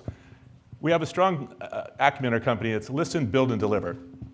Some of our customers today, Pacific Life, MassMutual, Aflac, Kemper, are all using our platform and our systems. Our total addressable market, I'm not going to go into. The insurance industry is large, and we have lots of greenfield to attack. I think it's important to understand our history and our innovation. We listened to every carrier, to every agent in the industry. We ingested the best data we thought possible, and not only that, but proprietary data. We built our models with that data, and now we power that information so carriers, agents, and brokers can interact with our proprietary bot, Hooli. Again, to show you some of the 10 models that drive Hooli at our system, recruiting and retention, inactive accounts, cross-selling, business recommendations, subsidy models are all within our system. We kept listening as we built Hooli. We did a partnership with Amazon and Anthropic. They allowed us to use the backbone of Claude to create what we have, Huli. And what that did for us, it gave us a ton of infrastructure that we were lacking. It also allowed us to provide a lot of features, policy management tools, qualified new business leads, spot cross-sales, things we couldn't do in one particular area for agents and brokers and carriers to interact with. These were all separate things that they currently work with. This is just a screenshot of our bot. It's very simple. They upload their book of business. They upload their documents. They now can ask questions from a granular perspective to those documents. What kind of separates us from the other bots out there, let's say it's ChatGPT or you could use Gemini, when you put your book of business in here, you can ask questions as it relates to that book of business, and it pings our databases, our proprietary data, to give you those answers. You're not just getting a global answer, you're getting a granular answer based upon what we have completed and constructed in our databases. We wanted to build AI agents for everybody. We thought it was important. So we have 6. We're going to probably add 6 more, but you can see they handle customer support. They let you know when you have policies lapsing. They have outreach assistance. You have book of business analysis, and they have access to all this. Our projections are pretty good. 10,000 active users by the year end. We are going to hit that milestone. 30,000 active users next year, 90,000 year after. Our goal is to maintain our margins of 85 to 95% and grow 200% year over year. Super simple revenue model. This is where we're getting a lot of traction. It's $4.99 for the whole year for users, whether you're an agent, whether you're a broker. If you're an enterprise level, like a tier 1 carrier that we currently have, those are done on a case-by-case basis. And that should get you through the whole year to utilize all of our services with the amount of tokens or the amount of credits you want. And if you need more, we sell them in packages of $99. Our team is great. Tanner, obviously, is my son. He's been here for a long time, handles a lot of data ingestion. Jack's been here for a couple of years. He handles a lot of the product development, works with our Amazon team. Jeff is a new one. He's a renowned author. He's doing an incredible job with our media. Kashif and I go way back. We put out a lot of fires, and we jumped a lot of hurdles, and we're still together today. Raymond, probably the best data scientist I've ever worked with. And we have a new person coming on here in October, Billy. He's going to handle most of our outside sales. We are looking currently for a $2.5 million raise. We've already raised 20%. Most importantly to us is not the money, but the partnership. We want to make sure we partner with good people. With that being said, I want to thank Craig, Amy, everybody here. Good luck to everybody here, and thank you for everybody who took part today. Thank you. Hey. Okay, so to wrap up our SaaS category, up next is Space Phoenix Systems. Yeah, so I guess SaaS is space as a service. So we've changed things a little bit different. Dean Crown said this morning, Pepperdine came together to really change the world. And that was impactful to me because Space Phoenix, we're on the verge of the next industrial revolution. You may not realize it, you may not have read about it, but the next industrial revolution happens in space, and we're here to support it. What we do, we simplify access to space there and back. We're a round-trip service. Because in the end, we've got to bring value back to Earth. We can create the next semiconductor material in space, the next biotech, the next biopharma. We've got to get back, we've got to get it to the markets on Earth. This is a multi-trillion-dollar market. And we're here to support it with in-space logistics. These are spacecraft up and back from space. Why space? Everything is made better, grows better in space. Everything. It's a hyper-clean environment. We get rid of oxygen and nitrogen. We get rid of gravity, and we can change the world.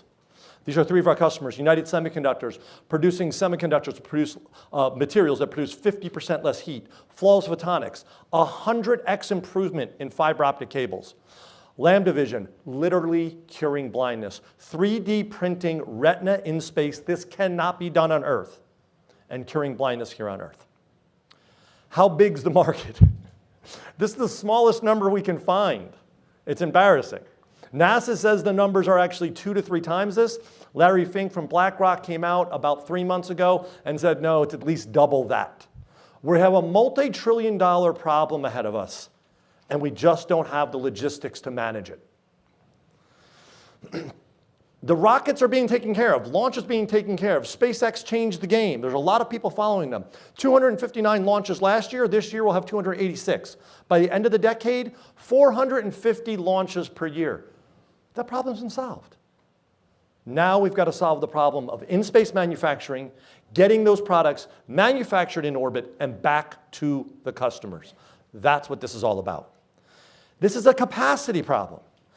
It's a multi-trillion-dollar problem, and there's 2 companies globally that are managing it. We're not going to get there, folks. It's expensive, $150,000 a kilo. It takes months to plan a mission. We're going to change all that. We got to simplify the model. So that's the story.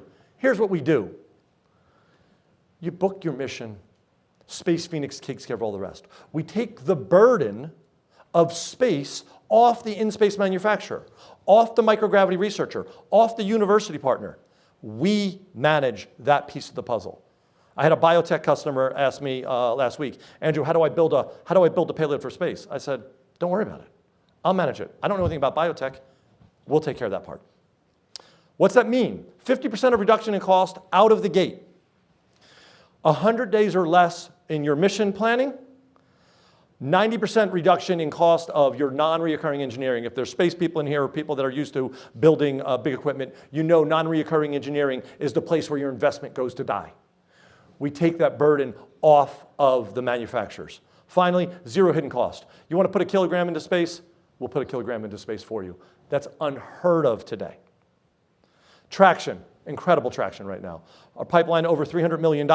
We've got our first DoD customer, Army Research Lab, small contract, but directed sub. We've got one customer, the announcement just came out yesterday, United Semiconductors here in California. One customer, 26 missions through the end of the decade, over $30 million from the one customer. So that's where we are, that's what we're doing, that's how we're supporting. We also will be the founding partner of the first and only Center of Excellence for In-Space Manufacturing.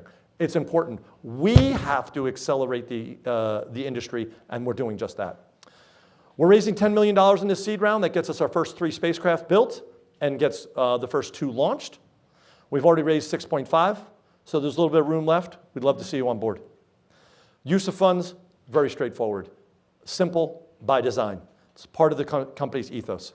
Our team, a lot of them are here today, a little more gray hair than most startups. This team is execution focused, on purpose, by design. This is a capacity problem. It's not a technology problem. We've got really great technologists. We're solving that problem as well. But it's an execution problem, and that's what this team is focused on. So thank you. I really hope you join me. We're here all day, and thank you for your time.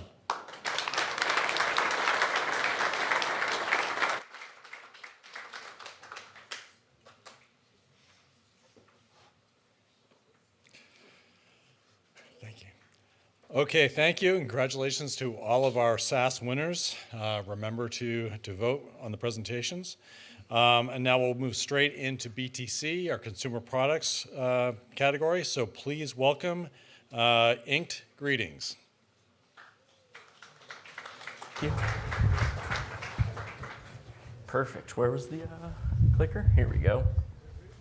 All right. Well, I'm Andrew Eckmark. I'm the co-founder and CEO, along with my beautiful wife in the audience, of Inked Greetings, and we're the future of gifting. I'd like you all to raise your hand if you ever bought or received a greeting card or gift card in your life. That's everybody in the room. All right, now I'd like you to keep your hand raised if you love a huge disorganized section, paying $6 for a piece of paper with no personalization, and you have to use your own handwriting, and you hope that the gift card that you bought with it wasn't drained by fraud already. Yeah, I know you guys are tired, but the hands are down instantly. I hated it too.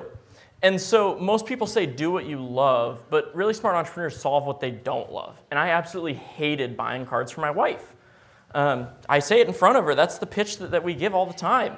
It's a miserable experience. And so we've really decided that despite this terrible experience, millions of people buy greeting and gift cards every single day. It's actually over a $400 billion US industry, over $1 trillion worldwide, grows 15% year over year just in those 2 core categories. As I mentioned, it's a terrible experience, and retailers hate it almost as much as I did. It takes up a huge amount of square feet, it's high labor restocking costs, it's prone to severe amounts of theft and fraud. Over 1 in 4 Americans loses money from gift cards every year, and there's no connectivity, alternate uses, or omni-channel ability. So we've really redesigned the entire experience by offering print-on-demand technology from just 3 feet. So we allow users to rapidly filter, select the perfect card, add unlimited personalization and a signature to it, and actually add a gift card right to the back. You scan that code, adds to your Apple digital wallet forever. Really easy to use, really good for safekeeping. We offer over 10 times the designs in 1/1000th of the space, and we've actually shown our ability to execute. So we're actually a fully manufactured product. We have over 12,000 accounts. We have 40% month-over-month growth. That's a 50x per year. And 90% of all paying customers prefer inked to anything else on the greeting or gift card market. We're in our 4th generation model of kiosk. We have a 99.97% print success ratio, and we've unlocked major strategic partnerships with multi-billion-dollar companies in the financing, manufacturing, installation, servicing, and gifting partners. We've done this all in under 2 years with under $5 million, with just my wife and I to start, and gained a few team members since then. So as I mentioned, we're fully scaled and rolled out. We're in over 35 states to date. And we're moving quite quickly. We've shown our logistics backbone to be able to do that with our strategic partnerships with major players like Ricoh, UNFI, and more. And we've also proven out our business model. I mean, people say money doesn't grow on trees, but we are selling literal sheets of paper for $3, which undercuts the market significantly. So payback periods are very rapid. We're doing very well, and we're growing and scaling quickly from that end. Our existing sales per traffic, this is a great slide. If we just rolled out to all the signed contract locations we have today, we'd be doing about $15 million in annualized revenue. If we did full rollouts to existing contracts, we'd be doing over $250 million, which we've had a 99+% success rate from pilots to full rollout across all stores and the stores we've rolled out to. And then if we did full rollouts to already interested, we're at over $10 billion in annualized revenue. That also can grow significantly once that existing inventory collapses. So in a lot of our retail partners today, they say, why are we giving up 180 linear feet on greeting cards? This kiosk is great. It's already taken 20% of sales and it's growing 40% month over month. Let's get rid of that or shrink that space. We offer that. We have a really great shot with Big Box as well. So we get cold inbound of over 3 retailers a day right now. We have no sales team, no outreach really. We just get cold inbound from major retailers, even 1,400 store chains that email us saying, hey, heard about your kiosk, we love it, how can we sign up? In the biggest of boxes. As for founders, my wife and I founded it. Obviously, I might be the only Generation Z, as terrible as it is, founder here. We have built and scaled companies doing multiple millions in profit before, though. So we're experienced founders. We built and sold companies. We have great team members who are poor, hungry, and desperate. And we have great investors, such as Tim Draper, the founder of Instacart, and several 9, 10, 11-figure exited startup founders. So we know what we're doing. We have great expertise in that area. As for our capital needs, we're raising about $500,000. We raised $500,000 from our existing investors to roll to significantly more units. That $500,000 adds an incremental about $1 million in revenue run rate with strong margins, and that allows us to finalize big box deals, which contribute billions of dollars per retailer. We have fantastic customer testimonials. Quick recap here, but thank you all so much. Certainly appreciate it.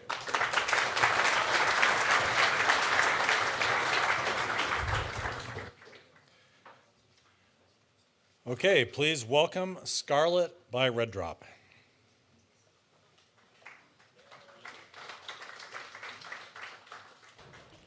Imagine starting one of life's most personal but important journeys without products that were ever made for you. Every day in the US, 6,000 girls experience their first period, but the majority of them will say that they're not prepared for puberty. Scarlett changes that with products for tweens, trusted by families, and distributed in schools nationwide. Humble brag, that's my kid right there, but that's not why we're here. This pad right here is a Scarlett pad. This is an always teen pad. This is the majority of pads that you'll find on store shelves for girls this age. Both of those pads hold the same amount of flow, but look at that child and tell me which pad do you think fits her body best.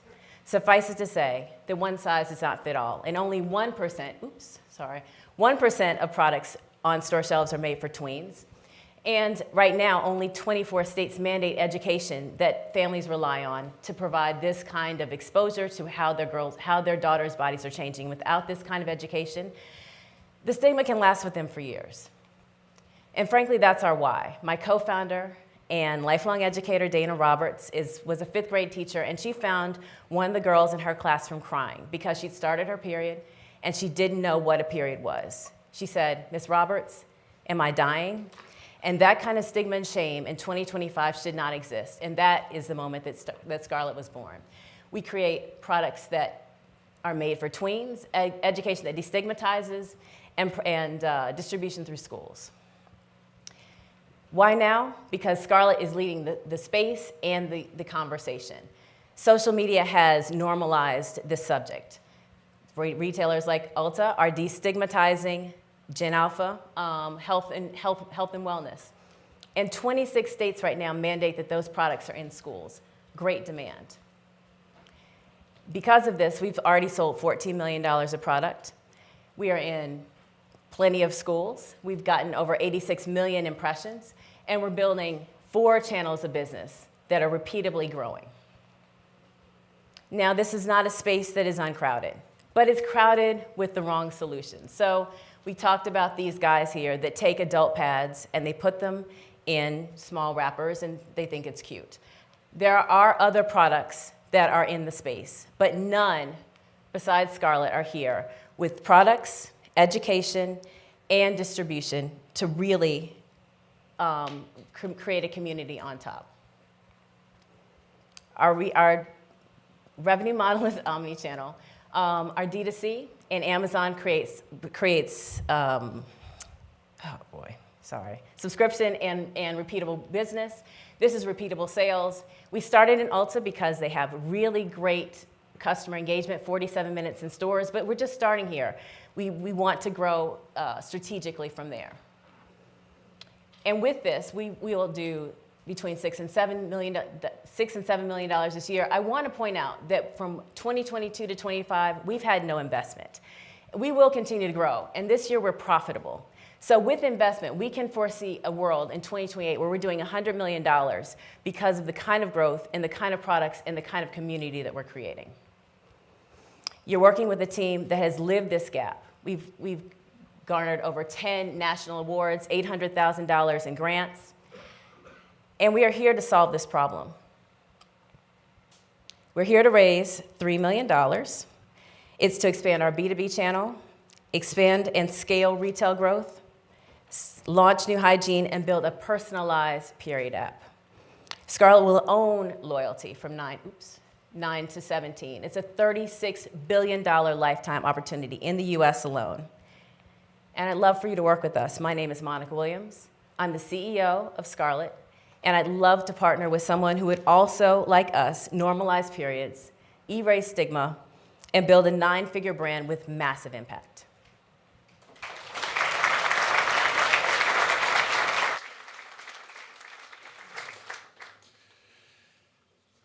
Okay, so thank you and congratulations to all of our B2C or consumer product winners. Remember to rate the presentations. I'd like you to turn your attention now to our gold sponsor, Witham. Darcy Long, manager in the firm's R&D tax credit practice, will be joined by tax partner Danny Vukosa, and they are here to talk about corporate taxes, fun stuff, and how Witham can help early stage companies. Please welcome Team Witham.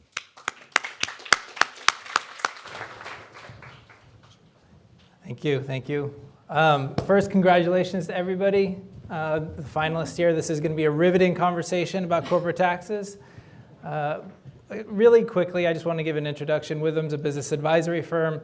I personally am a partner out of our SF office, specializing in the tax department. So there's a couple things that I wanted to say. One being, there's a new big, beautiful bill act that just came out. There's a couple things that might be really advantageous for our founders in here. I don't have enough time to go through all of it, but come out and find me for the qualified small business stock to make sure that you guys all maximize your tax benefits, right? Second thing is from a corporate standpoint, and Darcy's going to talk about our R&D credits. All of you guys are innovating, and all of you guys should be getting this credit. If you're not, please let me know, talk to your tax advisors, but she's going to go into more detail about how to get it, when you qualify, but it's definitely one of the biggest things that we can really give small businesses and large businesses when they're innovating and going through R&D. Darcy, go ahead. Perfect. And like Danny said, I'm going to talk about the R&D credit, just a very brief overview, and then how it could potentially benefit you. So first, the R&D credit was created as an incentive to keep technical jobs here in the United States. There's two different ways it could benefit you. One is you can claim the credit for use against tax liability to help improve that cash flow. But number two is you can use the credit against payroll taxes if you're an eligible startup. This was introduced to ensure that businesses who are investing in R&D, like all of you, are still able to claim a credit and receive the benefit. To talk a little bit about the second way you can apply the credit, the payroll tax offset, there's two different eligibility criteria for that. Number one, you have to have less than $5 million in gross receipts for the current tax year. And number two, you can't have had gross receipts for more than 5 years. So for 2025, that means you can't have had gross receipts prior to 2021. One other caveat I'd like to add as well is the payroll tax credit is a use it or lose it benefit. So if you're eligible 1 year and you're not aware of the credit and you don't claim it, you essentially lose the ability to claim the credit for that year. There's no ability to come back and amend a tax return to claim that benefit. So say you are eligible, you meet the criteria, you can claim up to $500,000 in credits per year for use against your quarterly payroll taxes. So that'd be your FICA and Medicare taxes. And then any unused credits each quarter roll forward indefinitely. So if you have more credits than you do payroll taxes, you just get to keep rolling that forward until they're fully used. How do you actually qualify for the credit? So you have to be developing something new or improved, which all of you are. That can be a product, software, even like a manufacturing process can qualify. And the work you're doing has to meet what we call the 4-part test. So number one, the work you're doing has to be technological in nature. You have to be working in a STEM field. Number two, you have to be doing that work for a permitted purpose. So say you're developing a new functionality for a software platform, you're improving the performance of an existing product, anything like that can qualify. Number three, technical uncertainty. This is similar to like your hypothesis in a scientific process. You have to have some type of uncertainty at the beginning of the project, whether that's in design, maybe your methodology, you're not quite sure how to get to your final goal, or capability. When you start the project, you're not even sure if you can get to that final goal. And then number four, part four, process of experimentation. This is how you resolve the uncertainty from the third part. So are you going through trial and error, iterative design, anything like that can qualify. So I know that the guidelines are very broad. You hear R&D credit and you think of like a scientist in a white lab coat, but lots of companies can qualify, and we have many, many different industries that claim the credit, from like manufacturing, life sciences, tech, a whole broad range. So I wouldn't count yourself out just because you don't think of yourself as maybe falling into this category. And then once we determine, yep, you qualify, you meet all 4 parts of that test, we can take these 4 different buckets of expenses to actually calculate a credit. So you can get credits for the wages that you're paying employees for performing R&D. You can get credits for your contractors that you may be paying, so third parties that are assisting with your R&D efforts. Even for supplies, so if you're building physical prototypes, you can claim the supplies that went into that, or raw materials. And then cloud computing, I know for our software companies, if you're spending money on like AWS, Google Cloud, those types of vendors where you're performing testing and development in the cloud can also qualify. Okay, and I know I went through that really quickly, but here at Witham, we also offer complimentary assessments where we have set up a 30-minute discussion with you, talk about you, your business, answer questions about the R&D credit, because I know I went through it quick here. And then after that call, we gather some high-level information about your R&D expenses, and then using that, we can actually come up with a high-level estimate of your credit to identify whether it's something that you're interested in pursuing and moving forward with. But all of that to say, just want to make sure everyone's aware that it is a benefit that is available to you, so you can invest some of that money back into your business that you're saving with the R&D tax credit. And then, yeah, if you have any questions, I'll be around at the event, but you can also shoot me an email. And yeah, thank you all.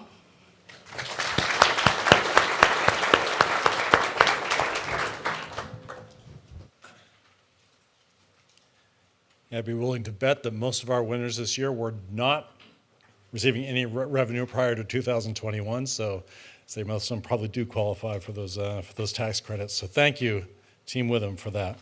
And thank you for your gold level sponsorship support.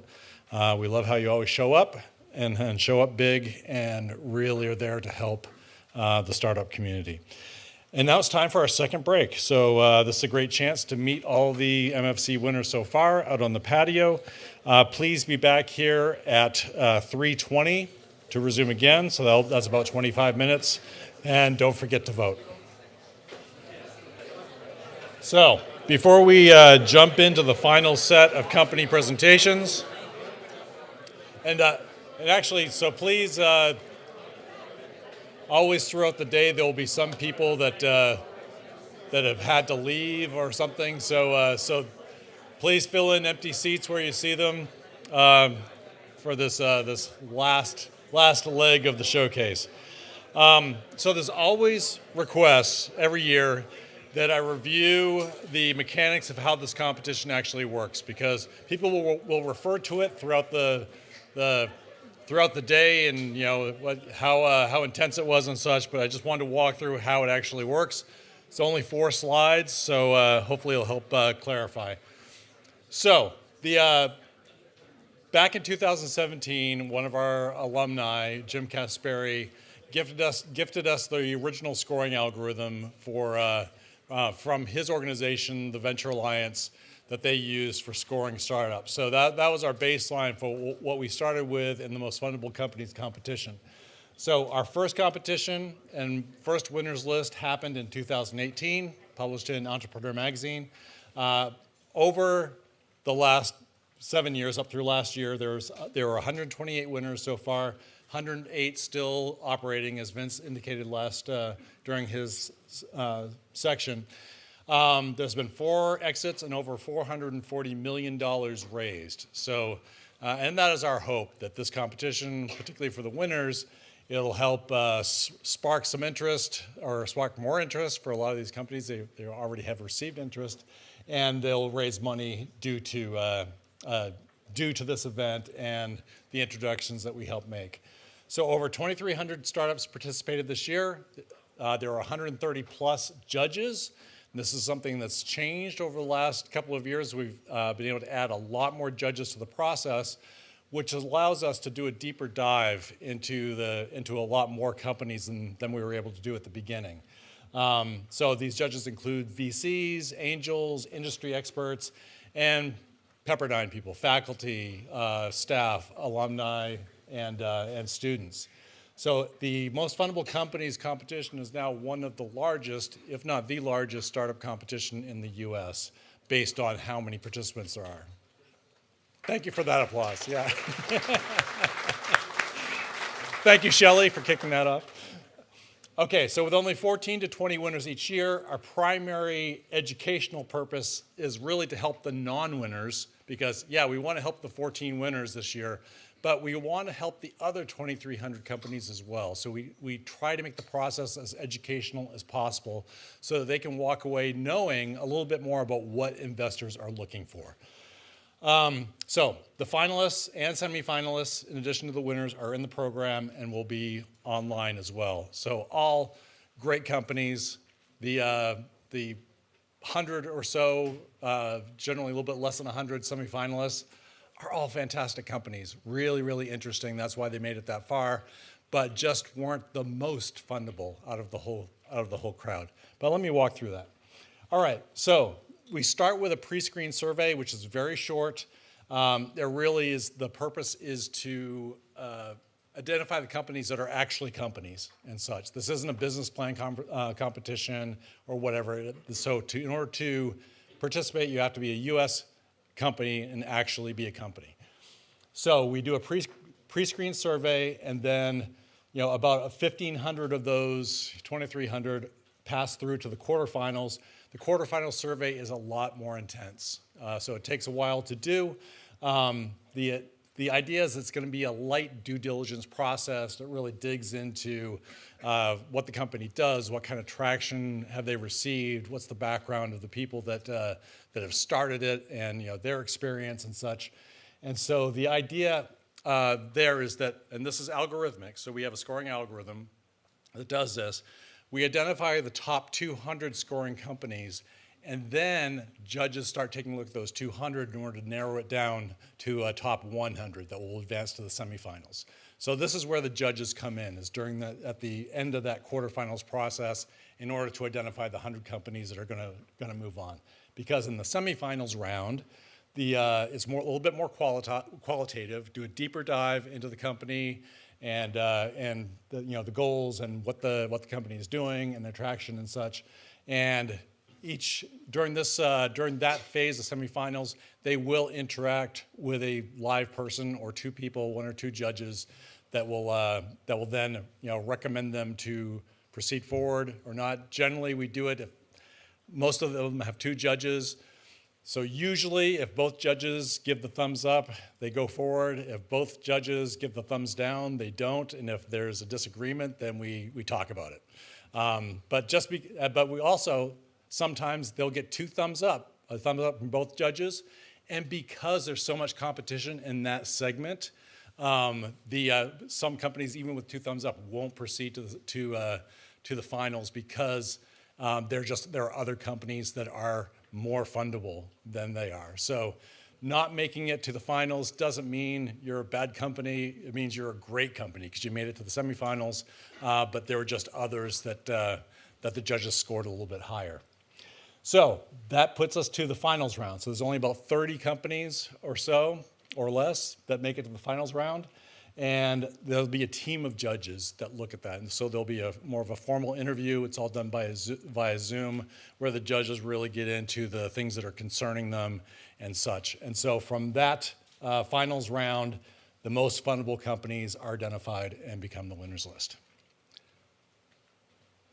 Okay, so our scoring algorithm, particularly for the quarterfinals, is based on outcome data. So the great thing about having done this competition for so many years is that we have a lot of data and we have outcome data. So both from winners and people who are semifinalists, people that never got that far, we still try to track what becomes of these companies so that we can identify where we're going wrong and where we're going right in the scoring, which is very, very important. So we look at the funding outcomes. So did somebody not make it to the most fundable companies list, yet they still got funded? We want to know that. And so we do follow-up surveys and such with everyone so that we can adapt and evolve the scoring algorithm over time, because not only, there's no perfect formula for this, because the investors themselves, the VCs, may change over time what they're looking for.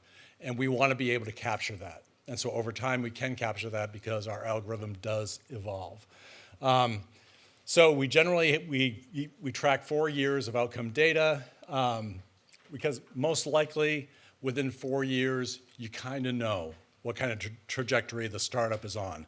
Are they going to succeed? Are they building momentum? Are they stalling? And so you generally know that within 4 years. So through that statistical analysis, we update our scoring weights and algorithms annually to reflect the current investment ecosystem. Okay, so research. With all this data, then we can perform some great research. And have one published paper about education and startup funding outcomes, and working on another one about startup founder age. And startup founder age, what I'm seeing so far is that it really kind of depends on the industry. So some industries, like say biotech, tend to have older founders that do well because the experience and the degrees that are required and such. Whereas in tech, maybe it's a younger crowd. So it's not going to be like an overall, this is the right age to be a startup founder. It's really going to depend on what industry. I'm going to try to break that out and determine where the optimal ages are. If you have any questions about any of this, please contact me, my email address, or DM me on X. And so that brings us back to our final set of company presentations. And so now we're in our healthcare and biotech type companies. As always, what I want you to do is be sure to score these companies. This is the last block of companies. So please welcome Mellow Vitamins.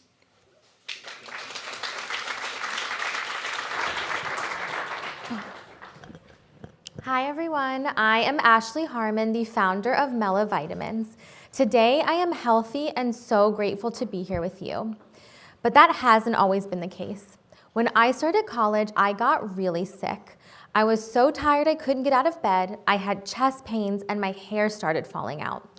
I spent the next 2 years in and out of doctor's offices trying to figure out what was wrong with me. After countless tests and medications, I learned that the real cause was a severe vitamin D deficiency and that I wasn't alone. An estimated 80% of people of color are vitamin D deficient, largely because melanin limits our body's ability to absorb vitamin D from the sun. This deficiency is linked to an increased risk of all kinds of chronic health issues that disproportionately impact communities of color, such as type 2 diabetes and heart disease. Vitamin D is just one of the examples of why we have unique nutritional needs.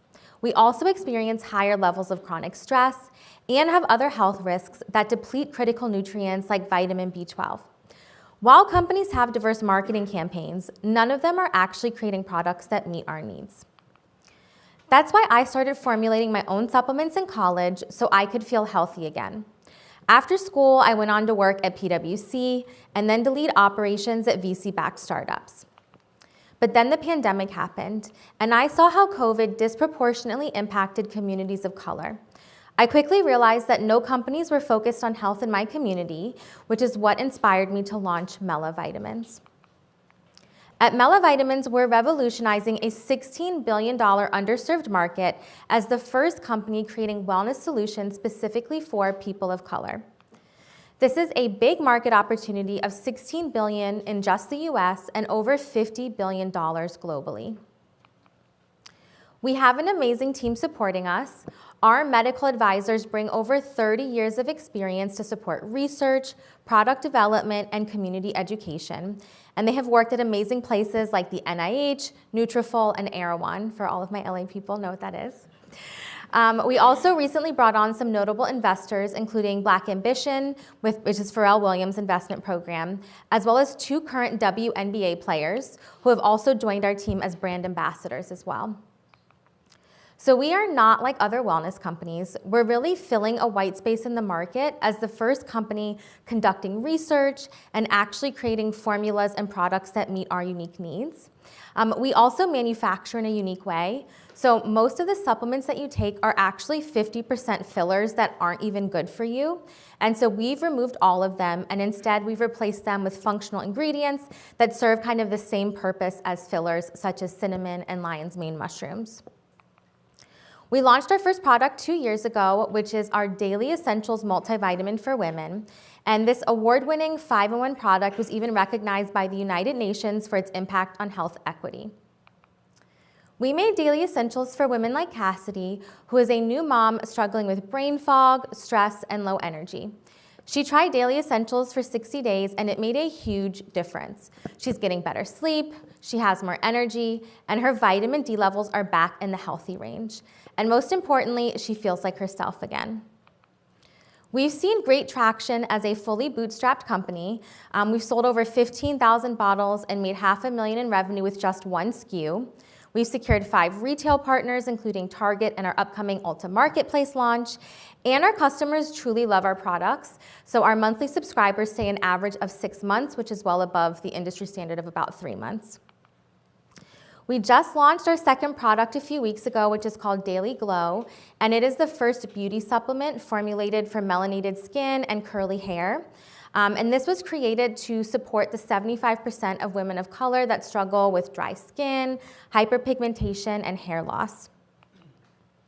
So while we've seen great traction, our work is far from done. Our product roadmap addresses the biggest health and wellness concerns in our community. Our next product is a prenatal supplement. Black women in the US experience 3 times higher rates of maternal mortality. We're looking at how nutrition and reducing vitamin deficiencies can help address this crisis. So we started with women, but we're also expanding our product line to include men and kids, as well as offer different forms of supplements like patches and drops and nutrition bars. We're currently raising a $500,000 round to support product development, growth, and retail expansion. And so far, we've closed $170,000 of this round. Scan to learn more about Mela Vitamins and join us on our mission to close the wellness gap. Thank you.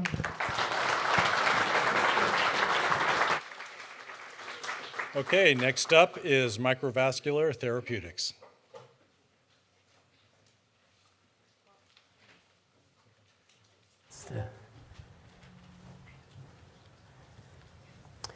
Well, it was nice to hear from Craig Everett that biotech CEOs tend to be older.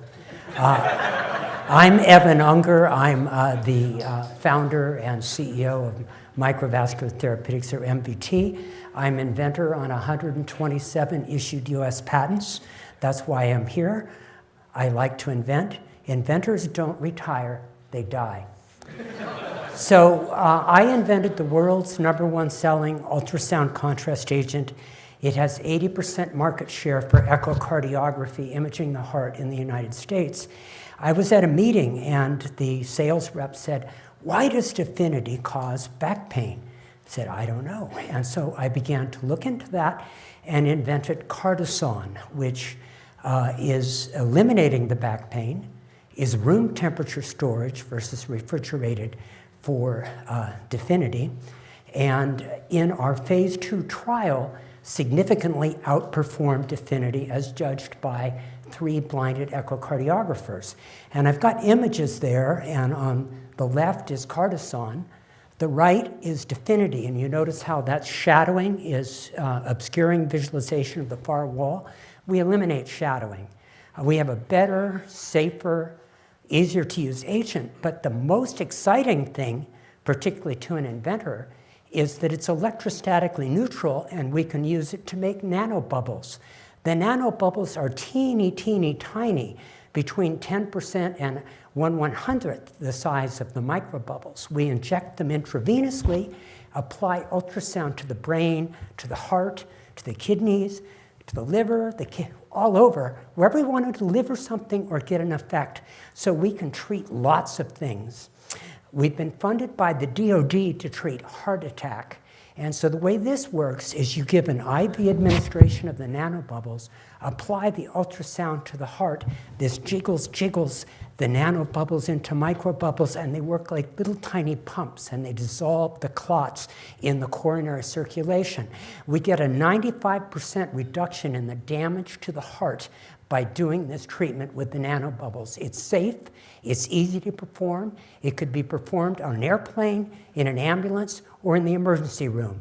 And so we're very excited about this. Tumors.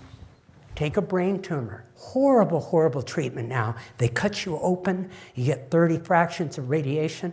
In animals, injecting the nanobubbles IV, applying the ultrasound, one single treatment, we get a long-term cure. Solve, which is for heart attack, Nanoblate for the tumors, are regulated by the FDA as device. That takes 1/3 the time as a drug and costs 10% as much, yet we can still achieve pharmaceutical margins. So Cardison will be entering a pivotal trial this early next year in up to 100 subjects and then lead to approval in 2027 as the best agent in a growing market. Solve, the nanobubble for heart attack, funded by the DoD, will begin the pilot studies in about a year. Nanoblate soon to follow. We're addressing multi-billion-dollar markets here, assuming only a 10% entry of the service obtainable market. This is a multi-billion-dollar market, and we've substantially de-risked this. We finished the phase 2 trial of Cardison. We have formal guidance from the FDA for the subsequent trial, which we think is very doable. We know how to do that. We have 2 IDEs, pre-IDEs for Solve and Nanoblade. We have traction. We are getting investment from the Utah Innovation Fund. We have our own GMP manufacturing facility, which has been certified. To date, we've raised almost $24 million in dilutive and non-dilutive funding. We have a complete team. I founded 4 biotechs. I sold the first to DuPont for greater than 20x ROI. Our chief business officer has more than 15 drugs to his credit, and our chief scientific officer is here. So we have near-term revenue potential with Cardison, which will be the best ultrasound contrast agent in a growing market. Following on the heels of that, we have treatment for treating heart attack and tumors. And ultimately, we would like to revolutionize treatment of disease in gene therapy, regenerative medicine, and other forms of cancer treatment. Thank you.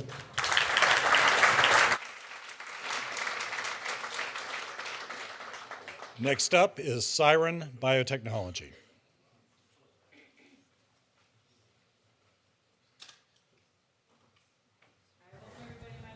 Nicole Paulk, and I'm the founder and CEO of Siren Biotechnology. And prior to this, I was actually a professor of biochemistry and biophysics at UCSF. And today I want to share with you a little bit of data that began in my lab and then fast forward turned into Siren about transforming some of the deadliest cancers into treatable diseases. So someone is diagnosed with cancer every 1.7 seconds. If that feels fast to you, it is. If that feels unacceptable to you, welcome to the mission of Siren. So at Siren, we're creating a brand new class of cancer therapies where we're combining 2 existing therapies into a new drug for the first time. The first of these is using viruses, so viral gene therapy using a type of viruses called AAV, shown here on the left. And this is where we can actually engineer viruses, very much like the code many of you are familiar with. We can engineer these viruses like little FedEx trucks to go anywhere we'd like in the body. In our case, we're very interested in them going into tumors. And we can have them deliver any kind of special medicine package we'd like. In our case, we're having them deliver these proteins called cytokines. These are anti-cancer drugs that your body already makes and knows how to use and process, but that are a little bit low at the site of the tumor. And we can boost these to basically retrain your immune system to go in and recognize and fight cancer itself. So no need for things like chemo and radiation. And we're calling this new modality class AAV immunogene therapy.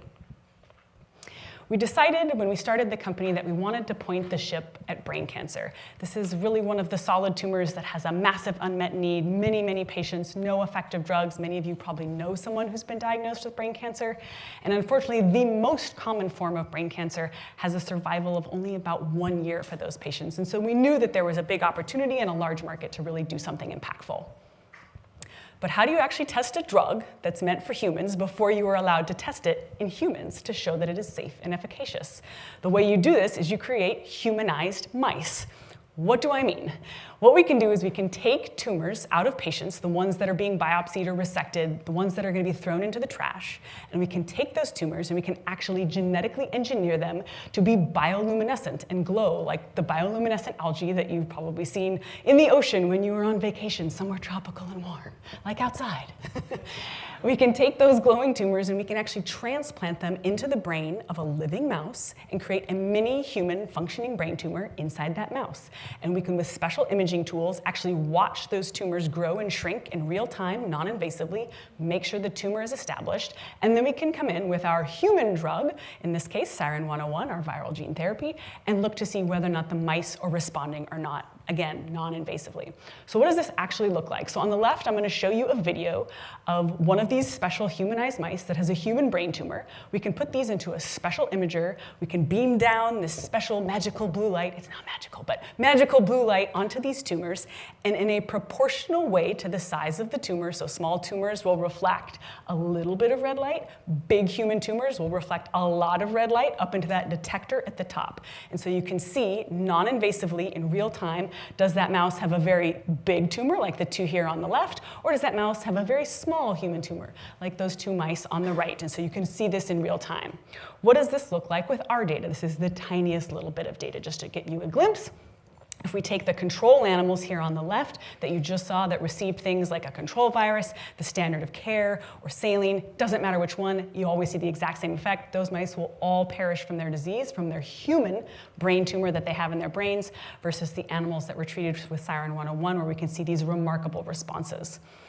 But if we actually look at this in kind of totality, so to date we've treated well over 600 mice and well over 100 pigs that have had brain cancer, and we kind of show those schematically here on a slide, all the control animals on the left and all the control animals on the right. This is all proportional, and we start the experimental clock. We can see how many of the animals are alive at 3 weeks, regardless of what the control is, saline, standard of care, control virus, how many of them are alive at 8 weeks, and how many are alive at 12 weeks. And you can see at 12 weeks, every single animal, regardless of the control treatment that you provide, is always dead, versus 86% of the animals that are not just alive, they are functionally cured. They have what we call in oncology a complete response.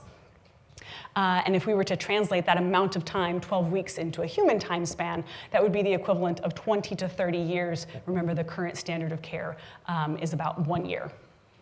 So where are we on the path to patients? We've completed all of our animal studies, we've completed our drug manufacturing, and we're going to be submitting our IND this December, which means we can start dosing patients this January. The brain for us is just the beginning. We actually have exciting data and additional small tumor or additional solid tumor indications that we're going to announce at JP Morgan this January. And we're breaking barriers into a massive market. Our first indication alone is worth just about $3.2 billion. We have about $32 million we've raised to date from marquee investors like Founders Fund and Lux Capital. But you actually have a chance to join us. We have an open community round that was initially meant for patients, but we're now extending it to the greater community. So you can actually come in and join us as an investor, even though we are a private company, with our WeFunder community round. So we'd love to have you join us. Thanks so much.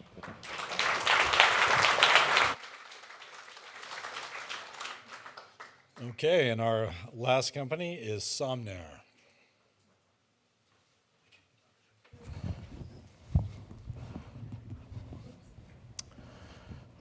Okay, last company, so I guess I can take a little bit longer. Is that right? We got nowhere to go. G'day everyone, my name's Anders Sideris. I'm the CEO and co-founder of Somnair.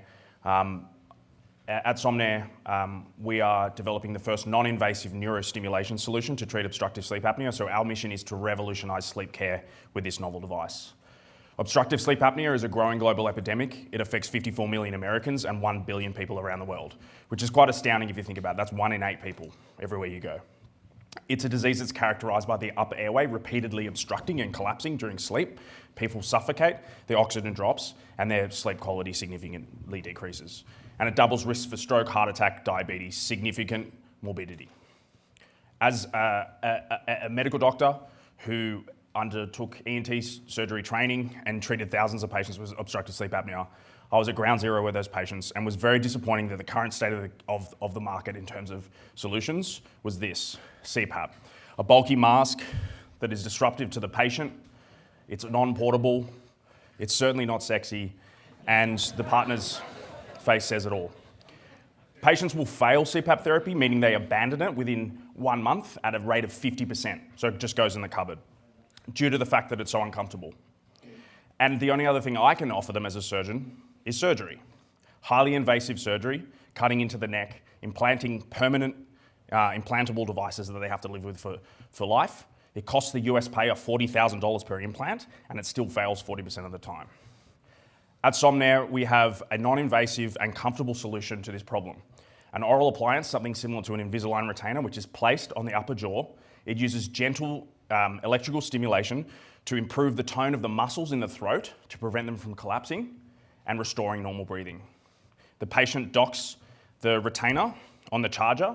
The data from the sensors that are embedded into the charger are then transferred to the doctor's portal so they can see whether it's working or not and optimize therapy, and the data is then transferred back to the patient to continue to encourage them to use the device. Our proprietary digitally enabled manufacturing process enables us to get these devices to patients within 10 days, compared to our competitors where patients wait for 2 to 3 months on a surgery waiting list. A simple oral scan, the data is sent to our manufacturing facility, it's then sent back to the patient to fit, and then to the doctor to fit, and then the patient takes it home to sleep. And this is not a pipe dream. So we have clinical data in 30 patients at Johns Hopkins Hospital from which our company spun out that demonstrates that we're able to open the airway and restore breathing repeatedly and to levels that are comparable to CPAP, the gold standard. We are attacking a $20 billion market at a price point of $5,000 compared to the $40,000 implant and a margin of 88%. We believe that we can attack this market and scale rapidly and become profitable very early. We've been developing relationships with key opinion leaders at academic centers across the United States, some locally, and are confident that within 5 years post-market entry, we can be profitable early and scale to be selling at least 40,000 devices at year 5. So we've been really scrappy to date.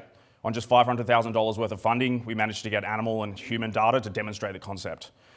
When we applied to this competition, our seed round was open, but I'm pleased to announce that we have just closed our oversubscribed seed round of $4.3 million. We're now venture-backed by leading investors from Boston and San Francisco, which will enable us to get our device into patients in a formal clinical trial setting. We will then raise our Series A, which I would invite you to join in 26, of $15 million to get us through FDA clearance and then onto market and then expand into other markets around the world. And the exits in this space support investment. LivaNova acquired Imthera for $225 million pre-FDA approval. And Inspire, which many of you will know from their ads, IPO'd in 2018. Its highest valuation since its IPO has been $7.7 billion, which is an 80 times multiple on their current revenue. So I would invite you to come and talk to myself and my co-founder, Mitch, who is a brilliant engineer, MIT trained, to talk to us about how we can get you involved in our mission to revolutionize sleep apnea care through non-invasive, comfortable neurostimulation that doesn't wake the patient up and doesn't make it look like they have an octopus on their face. Thank you very much.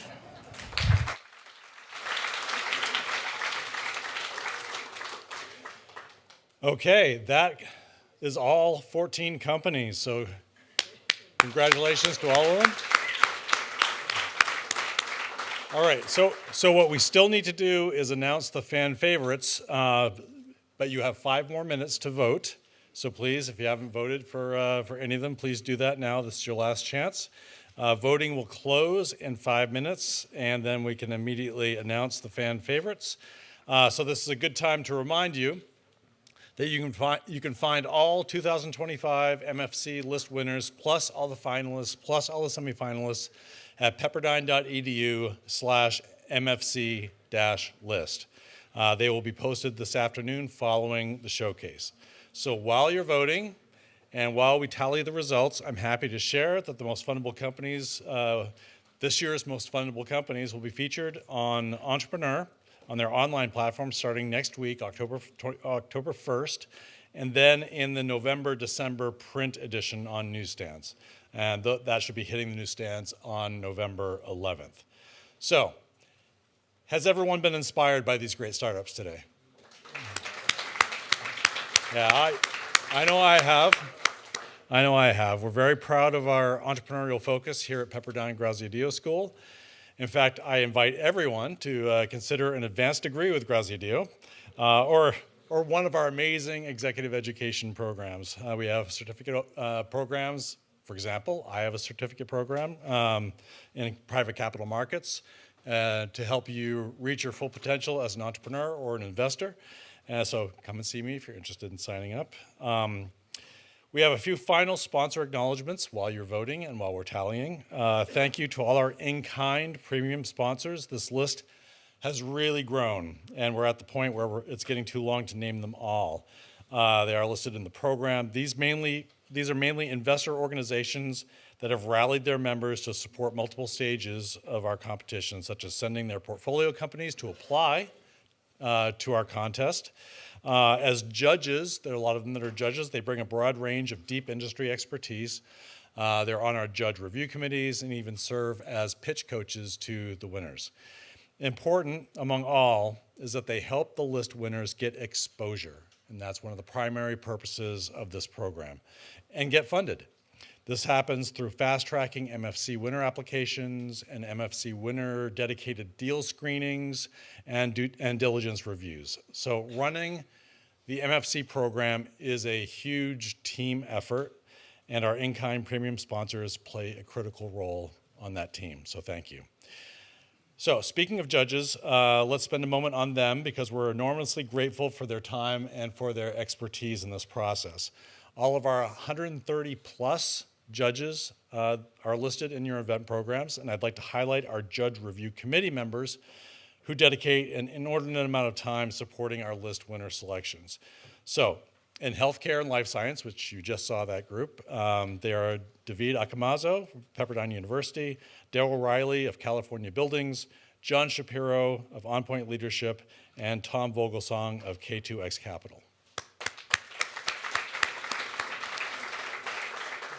And in the other industries, so we have a very special category for healthcare and biotech because it's a mystery to many of us. Our other judge review committee members are Ron Munman from JP Morgan Advisors, Cleve Adams from the Trestles Group, Margot Dorimus from Syndicate 708, Jerry Hykins from Innovate Capital, Len Lanzi of Los Angeles Venture Partners, Amy Zweigerman from the Launchbox. Thank you to all the judge committee members.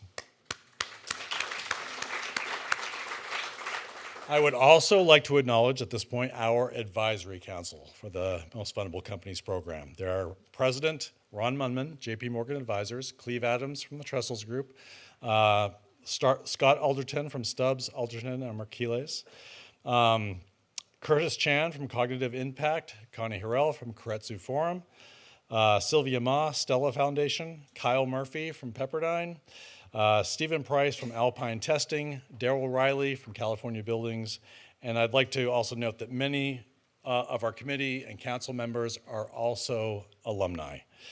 So I'd also like to thank that many of our committee and council members we had a lot of students participate this year, which is great. I'd also like to specifically acknowledge our MBA student intern who was instrumental to the MFC team over the summer. Please give a hand to Lucina Avakians.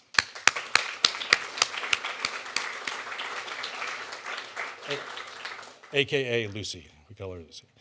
All right, last but not least, the following in-kind sponsors provide benefits directly to the list winners through their expertise and services.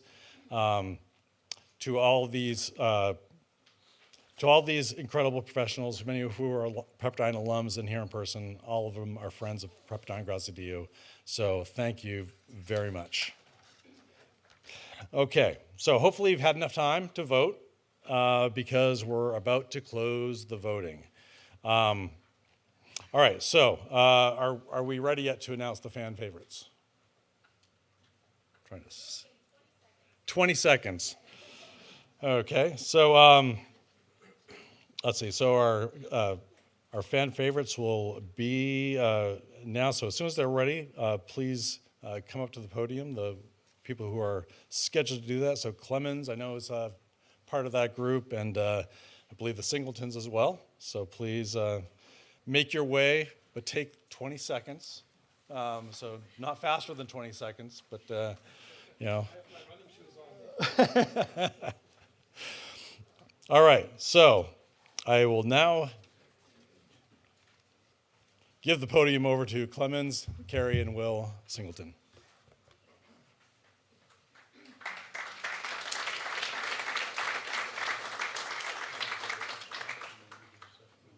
So thank you all. We're doing a drum roll.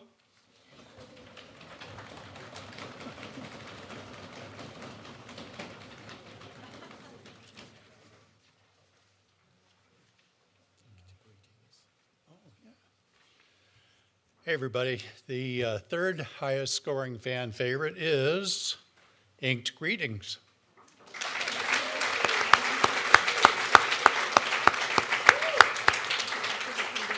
Please come on down and get a picture. Here he comes, here he comes. Yeah, okay.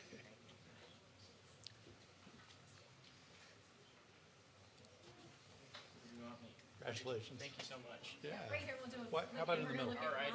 And take a photo. Oh, sorry. Step this way a little bit. Okay, Yeah. let's just step this way. Maybe so that we're not behind the podium. Oh. Or we're supposed to be in front of the circle. We're just staying here, Ren. So yeah, good idea. There we go. Okay.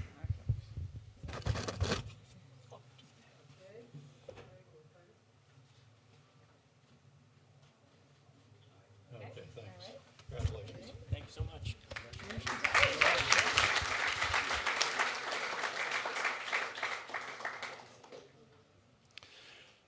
The second highest scoring fan favorite company is Somnair.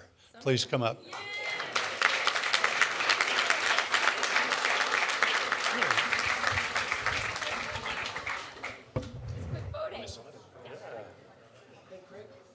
And it wasn't because you were sitting behind us. So what? Oh, okay. Okay, great.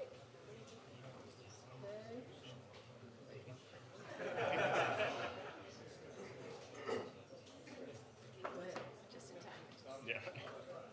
You all set? Okay. All right, great. Congratulations.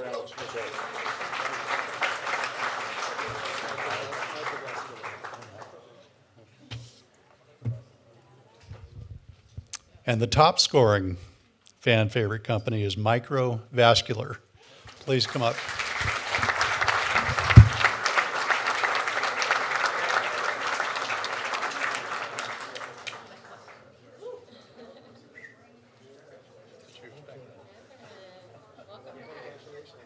Thank you.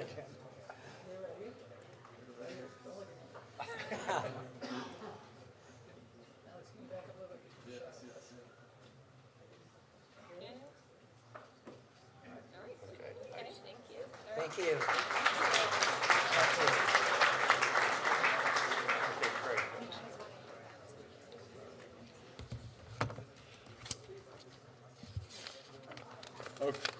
Okay, so thank you to the Singletons, and congratulations to the fan favorite winners, and huge congratulations to all 14 of this year's startups.